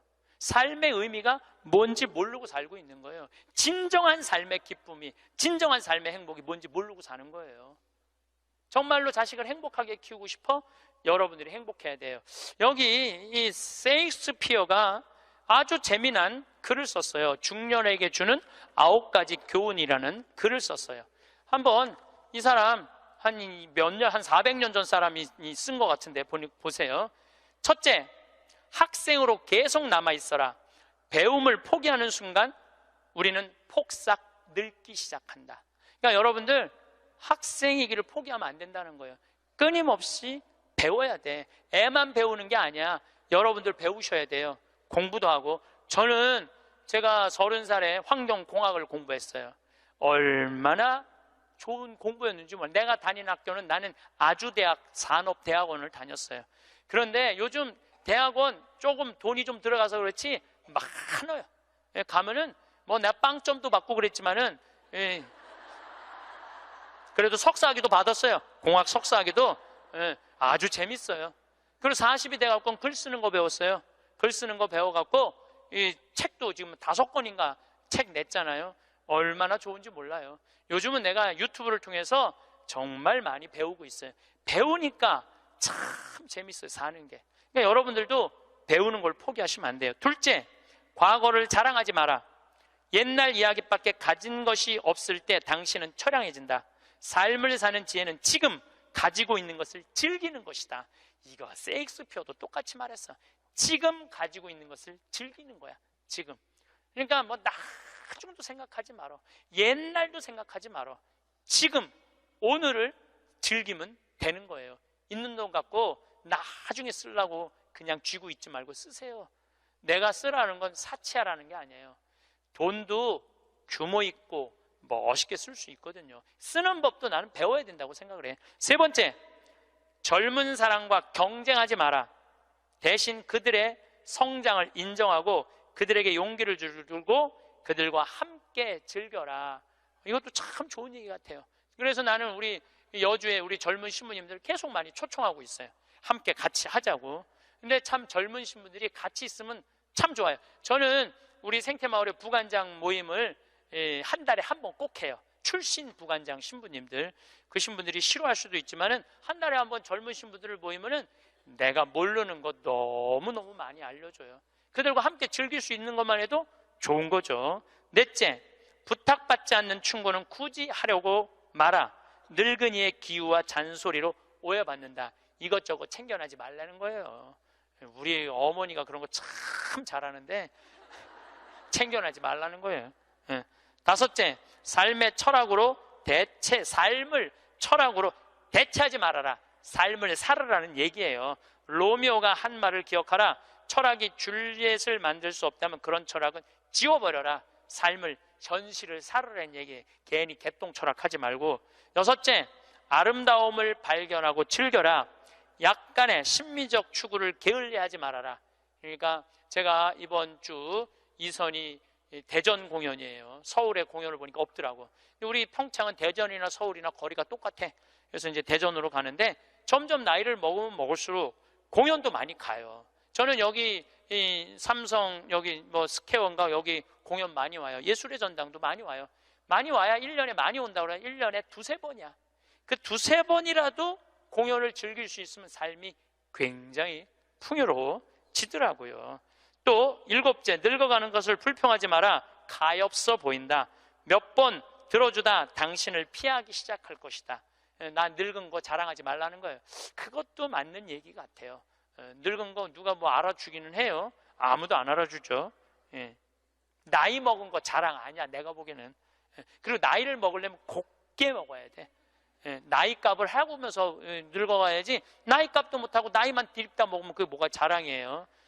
8번째, 젊은 사람에게 세상을 다 넘겨주지 말아라. 이건 뭐냐면 재산 주지 말라는 거예요. 그들에게 다 주는 순간 천덕꾸러기가 될 것이다. 여러분들 아까 제가 말씀드렸죠? 자식하고 남편한테 다 주지 말고 얼마만 주라고? 반만 주세요. 항상 오늘부터 마음도 반만 주세요. 다 주지 말고. 두 딸에게 배신당한 리어 왕처럼 춥고 배고픈 노년을 보내며 두 딸에게 죽게 될 것이다. 이 리어 왕이라는 이 셰익스피어 이 작품을 읽어보면 굉장히 재밌어요. 딸들한테 자기 왕권을 다 넘겨줘요. 왕권 넘겨준 딸 때문에 이 사람 죽어요. 왕이 결국은. 그러니까 여러분들도 자식들한테 다 넘겨주지 마세요. 여러분들의 인생을 사세요. 아직 여러분들 한참 남아있거든요. 9번째, 죽음에 대해 자주 말하지 마라. 죽음보다 확실한 것은 없다. 인류 역사상 어떤 예외도 없었다. 확실히 오는 것을 일부러 맞으러 갈 필요는 없다. 삶을 탐닉해라. 그때까지 삶을 먹고 마시고 즐겨라, 이 얘기예요. 먹고 마시고 즐겨라. 우리는 살기 위해 여기에 왔노라. 즐겁게 살라고 여기에 온 거란 얘기예요. 그러니까 이 30부터 60까지 여러분들은 나는 자식을 위해서 아무것도 안 한다, 이런 생각하지 말라는 거예요. 내 삶을 살아가라는 거예요. 그러면 60살서부터 120살은 행복하냐? 60살서부터 120살 나는 자식한테 바라는 거 하나도 없어. 나는 보상 심리가 없어. 이거 다 거짓말이에요. 자식한테 왜 바라는 게 없어요? 얼마나 많이 바라는데요. 자식이 용돈 안 갖다 주고 전화 안 하고 찾아오지 않으면 섭섭하다고 얘기합니다. 여기 있는 분들 다 그렇게 얘기해요. 얘기 안 하는 분들 거의 없다고 보면 돼요. 그런데 여러분들 60살서부터 120살까지 어떻게 자식이 60년 동안 효도를 할 수가 있어요? 그게 가능하다고 얘기 들어, 그런 생각 드세요? 나는 60년 동안 효도 받아 먹을 거야. 60살서부터 120살까지. 이거는 있을 수 없는 얘기예요. 그리고 늙어서 자식이 효도하면 행복하고 자식이 효도하지 않으면 불행하고. 왜? 늙어서 행복을 자식한테 떠넘겨. 그냥 내가 행복하면 안 돼요? 왜 자식한테 그걸 힘든 걸 넘겨요? 그리고 여러분들 자식들 중에 여러분들 집에 태어나고 싶어서 태어난 놈은 한 놈도 없어요. 여러분들이 좋아서 난 거지. 그러니까 뭘로 끝내야 되냐면 키운 걸로 끝내야 돼. 그런데 보상 심리가 있어요. 내 자식이 의사야. 그러면 내 주머니에 돈이 1,000만 원 있어도 이 할머니 절대 너 돈으로 가서 안 사 먹어. 뭐라고 그러냐면, 왜 내가 내 돈 주고 사 먹어? 잘난 의사 있는데. 나는 의사 아들이 와서 사줄 때까지 나는 기다릴 거야. 기다려. 1년이고 2년이고 기다려. 의사 아들이 와서 사줄 때까지. 근데 여러분들 자식이 무슨 무당이야? 막 수술하다가 엄마가 오늘 갈비 먹고 싶어 하네? 내가 가서 갈비 사줘야지. 전화해요. 엄마, 내가 막 수술하다가 생각이 나는데 엄마 오늘 갈비 먹고 싶었지? 내가 오늘 가서 사줄게 라고 전화하는 자식은 대한민국에 단 한 명도 없습니다. 지금 70, 80 된 나 갈비 먹고 싶은 거 누구만 알아? 나만 알아요. 여러분들 이걸 아셔야 돼요. 여러분들은 자식 생각밖에 없지만 자식은 여러분들 생각 없어요. 그건 확실합니다. 왜냐면 이게 실험의 결과가 나왔어요. 어떤 실험을 했느냐면 요즘은 사랑의 감정을 촬영할 수 있대요. 그래갖고 할머니들한테 젊은 자식들 사진을 보여주고 뇌파 촬영을 해보니까 막 그냥 뇌파가 난리도 아니라는 거예요. 자식 사랑의 감정, 잘된 자식은 좋아갖고 막 난리고 못된 자식은 그게 안타까워갖고 막 난리가 아니라는 거예요. 그러니까 여러분들은 지금 자식 보면은 뇌가 막 진동을 해, 사랑의 감정이.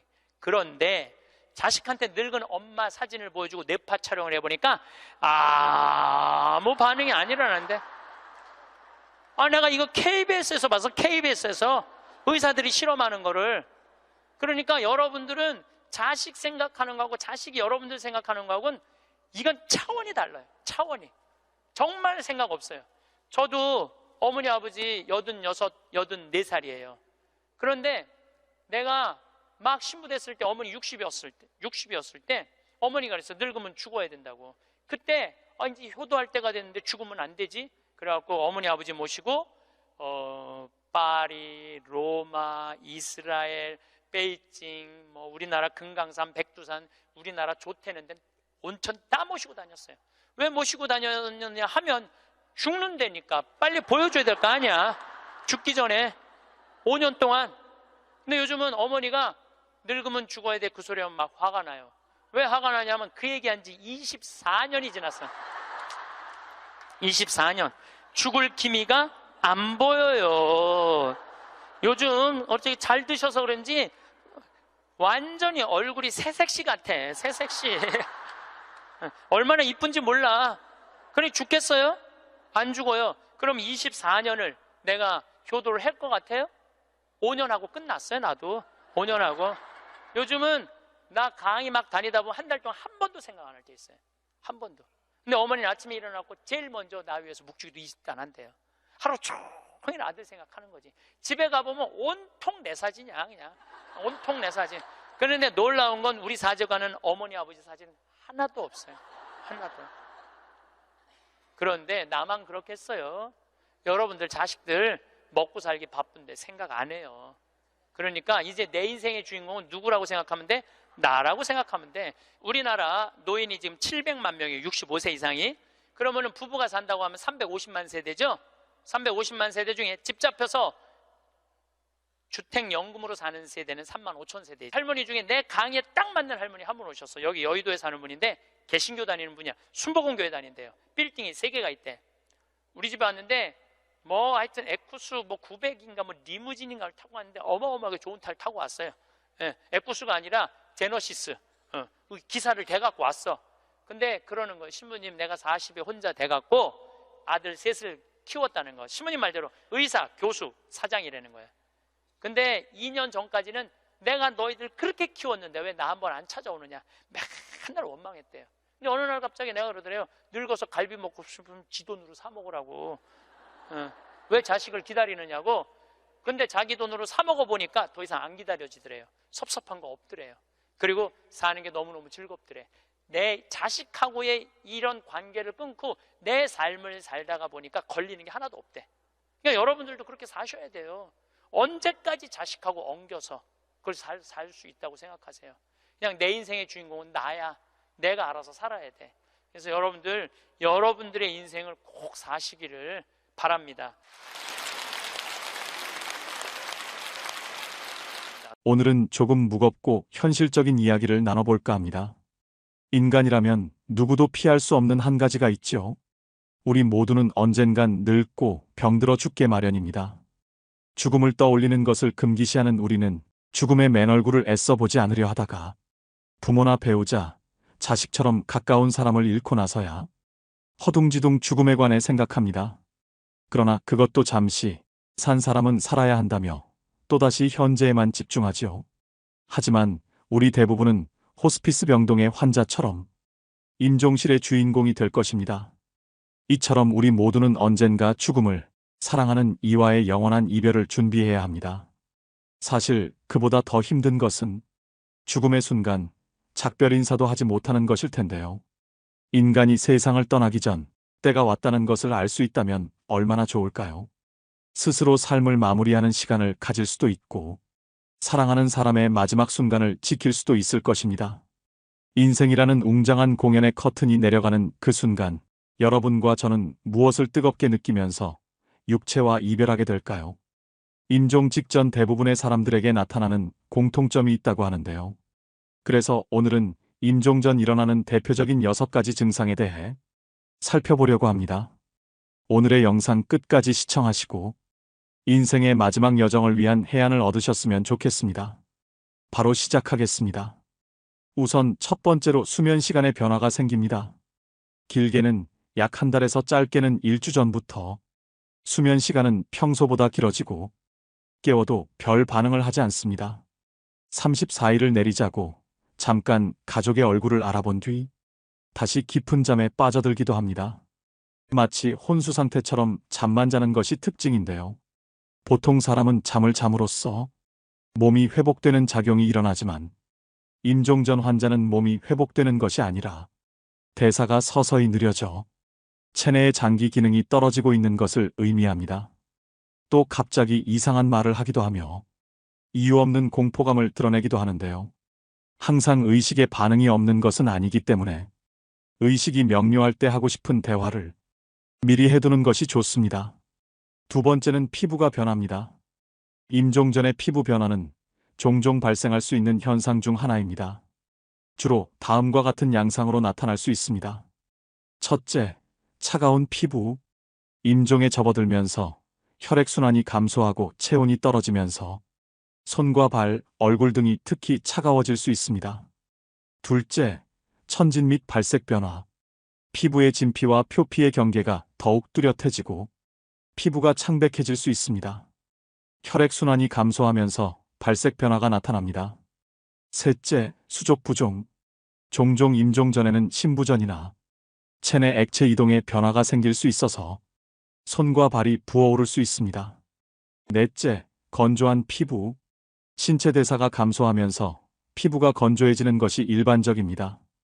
각 단계가 진행됨에 따라 피부가 푸르스름해 보이는 청색증이 나타나기 시작합니다. 임종 전 대표적인 증상 세 번째는 정신이 맑아집니다. 죽음에 다다르면 오히려 정신이 맑아지고 뚜렷해지는 모습을 보이는 경우가 여럿 있습니다. 보통 이런 현상은 노화로 죽음을 맞이하는 노인들에게서 많이 발견되는 증상입니다. 이런 경우 제 기능을 하지 못하던 뇌도 순간적으로 제 기능을 해서 전에는 바로 옆에 있어도 잘 알아보지 못하던 가족들을 알아보고 초점을 잃었던 눈에도 힘이 생깁니다. 이런 상황에서 보통 어르신들은 가족들과 인사를 나누고 유언을 하시기도 합니다. 이럴 때 종종 힘있고 뚜렷한 눈으로 천장이나 창밖을 계속해서 주시하는 경우가 많다고 합니다. 네 번째는 호흡이 변합니다. 보통 임종 과정에서 나타날 수 있는 호흡은 체인스톡 호흡이라고 합니다.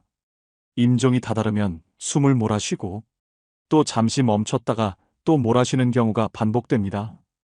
이런 경우 보통 임종 과정에 가까웠다고 보게 되고 자연스럽게 숨을 쉬지 못하고 목의 근육이나 턱, 가슴 근육 이런 것들을 많이 사용을 해서 숨을 쉬는 모습을 보입니다. 또 가래 끓는 소리가 나기도 하는데요. 죽음을 앞둔 사람은 가래를 삼키지도 뱉어내지도 못하게 되면서 목에 분비물이 쌓이게 됩니다. 따라서 숨을 쉴 때 가래 끓는 소리가 납니다. 영어에서는 죽음의 딸랑이라고 이를 뜻하는 단어가 있을 정도로 대표적인 임종의 신호이기도 합니다. 다섯 번째는 식욕 감소 및 갈증이 생깁니다.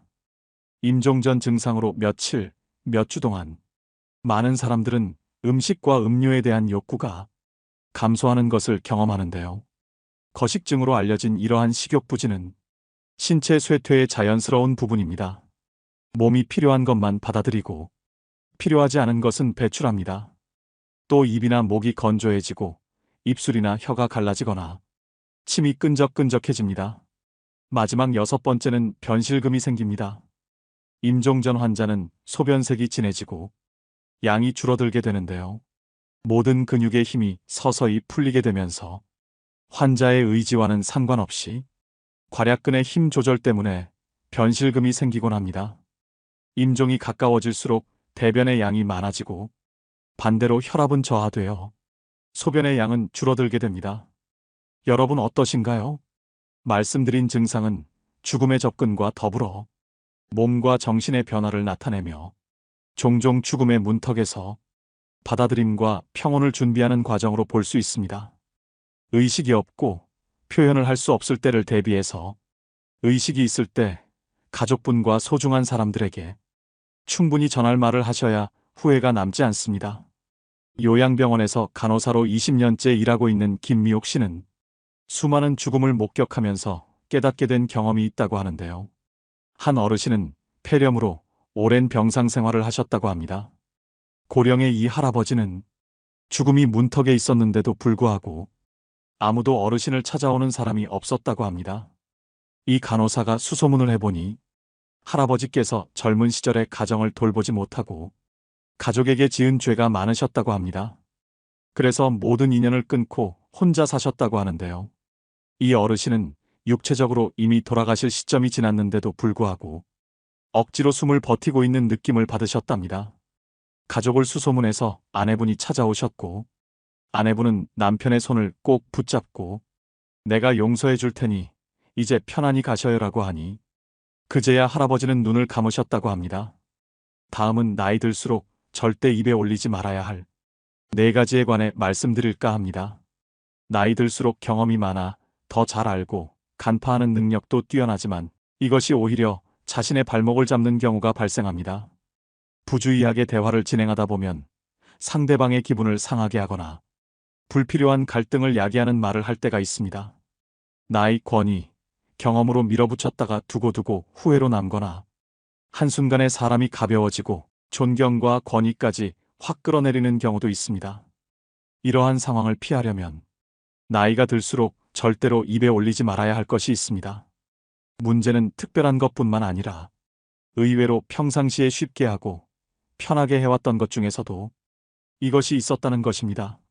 상대의 마음이 극명하게 돌아서게 만든 이것은 무엇일까요? 첫 번째, 억측. 뭐 좀 사면 경제관념이 없다. 친구와 돈 이체가 잦으면 무엇에 빠져 있다며. 걱정을 한가득하다 마침내 자녀를 불러놓고 다그치는 부모가 있습니다. 발끈하는 자녀의 태도에 찔리니까 더 성낸다고 말했지만 결국 자신이 오해했다는 것만 확인하고 끝났습니다. 그냥 오해로 끝났으면 다행이지만 사실이 아닌 상상으로 자녀를 혼내려고 했다는 것 자체가 큰 실수로 두고두고 남을 수 있습니다. 그런데 이런 행동이 한 번이면 걱정돼서 벌어진 따뜻한 해프닝으로 끝날 텐데 계속되면 억측만 하는 사람으로 인식됩니다. 심하면 생고지 피운다는 소리도 듣습니다. 가정뿐만 아니라 사회에서도 억측 때문에 사람이 우스워지는 경우가 있습니다.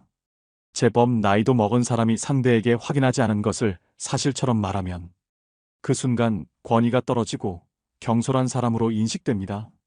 자기만 모자란 사람이 되고 심하면 나이값 못한다는 소리도 듣습니다. 억측은 사실에 근거하지 않은 추측입니다. 억측은 상대방을 불쾌하게 만들거나 상처를 줄 수 있습니다. 또한 억측은 사실에 근거하지 않은 추측이기 때문에 문제를 해결하는 데 도움이 되지 않습니다. 오히려 문제를 악화시킬 수 있습니다. 억측을 하는 이유는 다양합니다.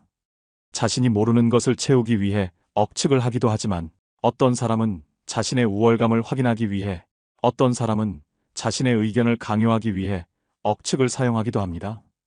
이것을 나중에 알게 되면 정말 화가 납니다. 우리는 종종 자신의 경험과 가치관을 타인에게 적용하려는 경향이 있습니다. 이런 태도는 사람들이 본인과 비슷하게 생각하고 행동할 것이라는 착각에서 비롯되는 경우가 많습니다. 또한 나이가 들수록 어떤 사람들은 자신의 경험과 지식을 통한 억측에 의존하려는 경향이 있습니다. 하지만 이것은 갈등과 신뢰의 파괴를 초래할 수 있습니다. 따라서 나이가 들수록 억측을 삼가는 것이 좋습니다. 당사자에게 직접 사실을 확인하고 말해야 하며 사실이더라도 어떤 것은 침묵하는 지혜를 발휘하는 것이 현명합니다. 두 번째, 다 의미 없어. 상대가 신나게 열정적으로 말하고 있는데 다 의미 없어라고 말하면 어떨까요? 말하고 있는 사람은 김이 팍 새고 말하고 싶지 않을 것입니다. 상대방을 불쾌하게 하거나 상처를 줄 수 있습니다. 의미 없다는 것은 자기가 겪은 것에 한한 것이지 다른 사람은 다를 수 있습니다. 자신은 이미 겪어봐서 다 안다고 생각할 수 있습니다. 그러나 그것은 착각입니다. 많이 살았다고 하지만 경험한 것은 세상의 아주 작은 일부일 뿐입니다. 인간의 역사에서는 찰나에 불과합니다. 내가 얻지 못했다고 의미 없다고 말할 필요는 없습니다. 괜히 비관론자로 보이기만 할 뿐입니다. 김만 세게 하는 사람으로 여겨질 뿐입니다. 의미 없다고 말하지만 겪은 일 중에 의미 없는 일이 있을까요? 다 나름의 가치와 교훈이 있습니다. 이를 보려고 하거나 얻으려고 하지 않은 것은 아닐까요? 실패를 실패로 보고 좌절한 사람과 실패를 교훈으로 보는 사람의 차이처럼요. 다 의미 없어라는 말은 불필요한 비관주의와 경멸을 담고 있는 표현입니다. 사람들은 각자의 시대와 환경에서 다양한 경험과 감정을 겪게 되며 그것들이 그들 자신에게는 매우 중요하고 의미 있는 것일 수 있습니다. 특히 젊은 사람들은 새로운 아이디어나 관점을 가지고 있는 경우가 많아 다 의미 없어라는 말은 그들의 열정이나 흥미를 저하시킬 수 있습니다. 그들의 독창성과 열정을 무시하거나 경시한다는 오해를 부를 수 있습니다. 또한 대화는 서로를 이해하고 배려하는 과정이어야 합니다. 그러나 다 의미 없어라는 말은 그런 배려와 이해를 손상해 서로 간의 관계를 악화시키고 의사소통의 장애를 초래할 수 있습니다. 마지막으로 다 의미 없어라는 말은 그 자체로도 부정적인 영향을 미칠 수 있습니다. 이런 말을 자주 하는 사람들은 자신의 경험과 감정을 부정하고 자신의 삶에 대한 열정과 흥미를 잃게 될 수 있습니다. 이는 그들의 생활에 부정적인 영향을 미칠 뿐만 아니라 그들의 삶의 질을 저하시키는 결과를 초래할 수 있습니다. 세 번째, 그럴 줄 알았어. 그럴 줄 알았어. 이 말을 하면 다 알고 있었구나. 대단하다라는 생각보다 점점 사실 자기도 몰랐으면서 결과를 보고 말하면 나도 하겠다. 라는 생각을 하게 됩니다. 이것이 그럴 줄 알았어란 말의 역효과입니다. 그럴 줄 알았어라는 표현은 다른 사람에게 실망감이나 불편함을 줄 수 있는 말입니다. 특히 이 말은 상대방이 어려움을 겪거나 실패했을 때 더욱 그렇습니다. 일단, 그럴 줄 알았어라는 말은 상대방이 미리 예견할 수 있었던 상황에 대해 부적절하게 대응했다는 비난을 함축하고 있습니다. 이는 상대방의 판단력이나 능력에 의문을 제기하게 되어 그 사람이 자신의 능력에 대해 의심하게 만들 수 있습니다. 또한 그럴 줄 알았어라는 말은 본인이 상황을 미리 알고 있었음에도 불구하고 도움을 주지 않았다는 묵시를 담고 있습니다. 뻔히 나쁘게 될 걸 알면서 도와주지 않았다는 원망을 부르고 왜 그랬는지 의문을 품게 만듭니다. 하지만 사실 대부분은 어떤 특별한 의도나 선견지명이 있는 것은 아닙니다. 그래서 그럴 줄 알았어라는 표현은 다소 무책임하고 무능하게 들릴 수 있습니다. 마지막으로 그럴 줄 알았어라는 말은 상대방의 기분을 상하게 만들 수 있습니다. 비꼬는 것 같아 그 사람이 싫어집니다. 실패나 어려움을 겪고 있는 사람에게는 동정, 이해, 지지가 필요합니다. 하지만 이런 말을 들으면 더욱 분노하거나 곤혹스러워할 수 있습니다. 이러한 이유로 인해 그럴 줄 알았어라는 말은 피해야 할 말 중 하나입니다. 대신에 상대방에게 이해와 지지를 표현하는 말을 선택하고 그들이 상황을 극복하도록 돕는 것이 중요합니다. 네 번째, 상대가 싫어하는 주제. 누구나 한두 가지씩은 건드리고 싶지 않은 주제가 있을 것입니다. 대화할 때 이런 주제를 빨리 인식하는 것이 참 중요합니다. 상대가 불편한 기색을 보이거나 다른 이야기를 하자고 한다면 말을 멈추고 다른 주제로 돌리는 것이 상대를 배려하는 대화법입니다. 아무리 그 주제가 재미있어도 내 재미에 남이 싫어하는 말을 계속하는 것은 쓸데없는 갈등을 부를 뿐입니다. 상대의 불편함을 무시하고 자기만 재미있어서 계속 이야기하다 상대가 화를 내면 보통 뭐 그런 거 가지고 그러냐? 거나 마음이 좁다라는 말을 합니다. 어디서 많이 듣던 말 아니십니까? 바로 무례한 사람들이 함부로 말하고 나서 상대에게 하는 말들입니다. 듣는 사람이 불편하고 상처가 된다면 바로 하지 말아야지. 듣는 사람의 성격을 들고 나오는 것은 상대 인격을 공격하는 훨씬 더 무례한 행동입니다. 누구나 존중받고 이해받기를 원하는 감정이 있습니다. 사람들이 싫어하는 말을 하는 것은 그들의 감정, 가치, 신념을 무시하는 것입니다. 이러한 말은 상대방을 기분 나쁘게 만들 뿐만 아니라 그들에게 존중과 이해를 가지고 대하지 않는다는 신호를 보냅니다. 이는 대화의 기본적인 규칙을 위반하는 것이며 대화 자체를 중단시키는 결과를 가져올 수 있습니다. 또한 애초에 상대의 단점에 대해 언급하거나 평가하는 말 자체를 시작하지 않는 것이 현명합니다. 누구나 단점을 들추거나 비난하는 걸 좋아하는 사람은 없습니다. 상대 단점을 말하며 웃음의 소재로 말하는 것도 극도로 싫어합니다. 자기가 당한다면 기분 나쁜 일을 상대에게 하지 말고 보편적으로 기분 나빠할 주제나 언행은 아예 하지 않는 것이 성숙한 어른이란 사실을 잊지 말아야겠습니다.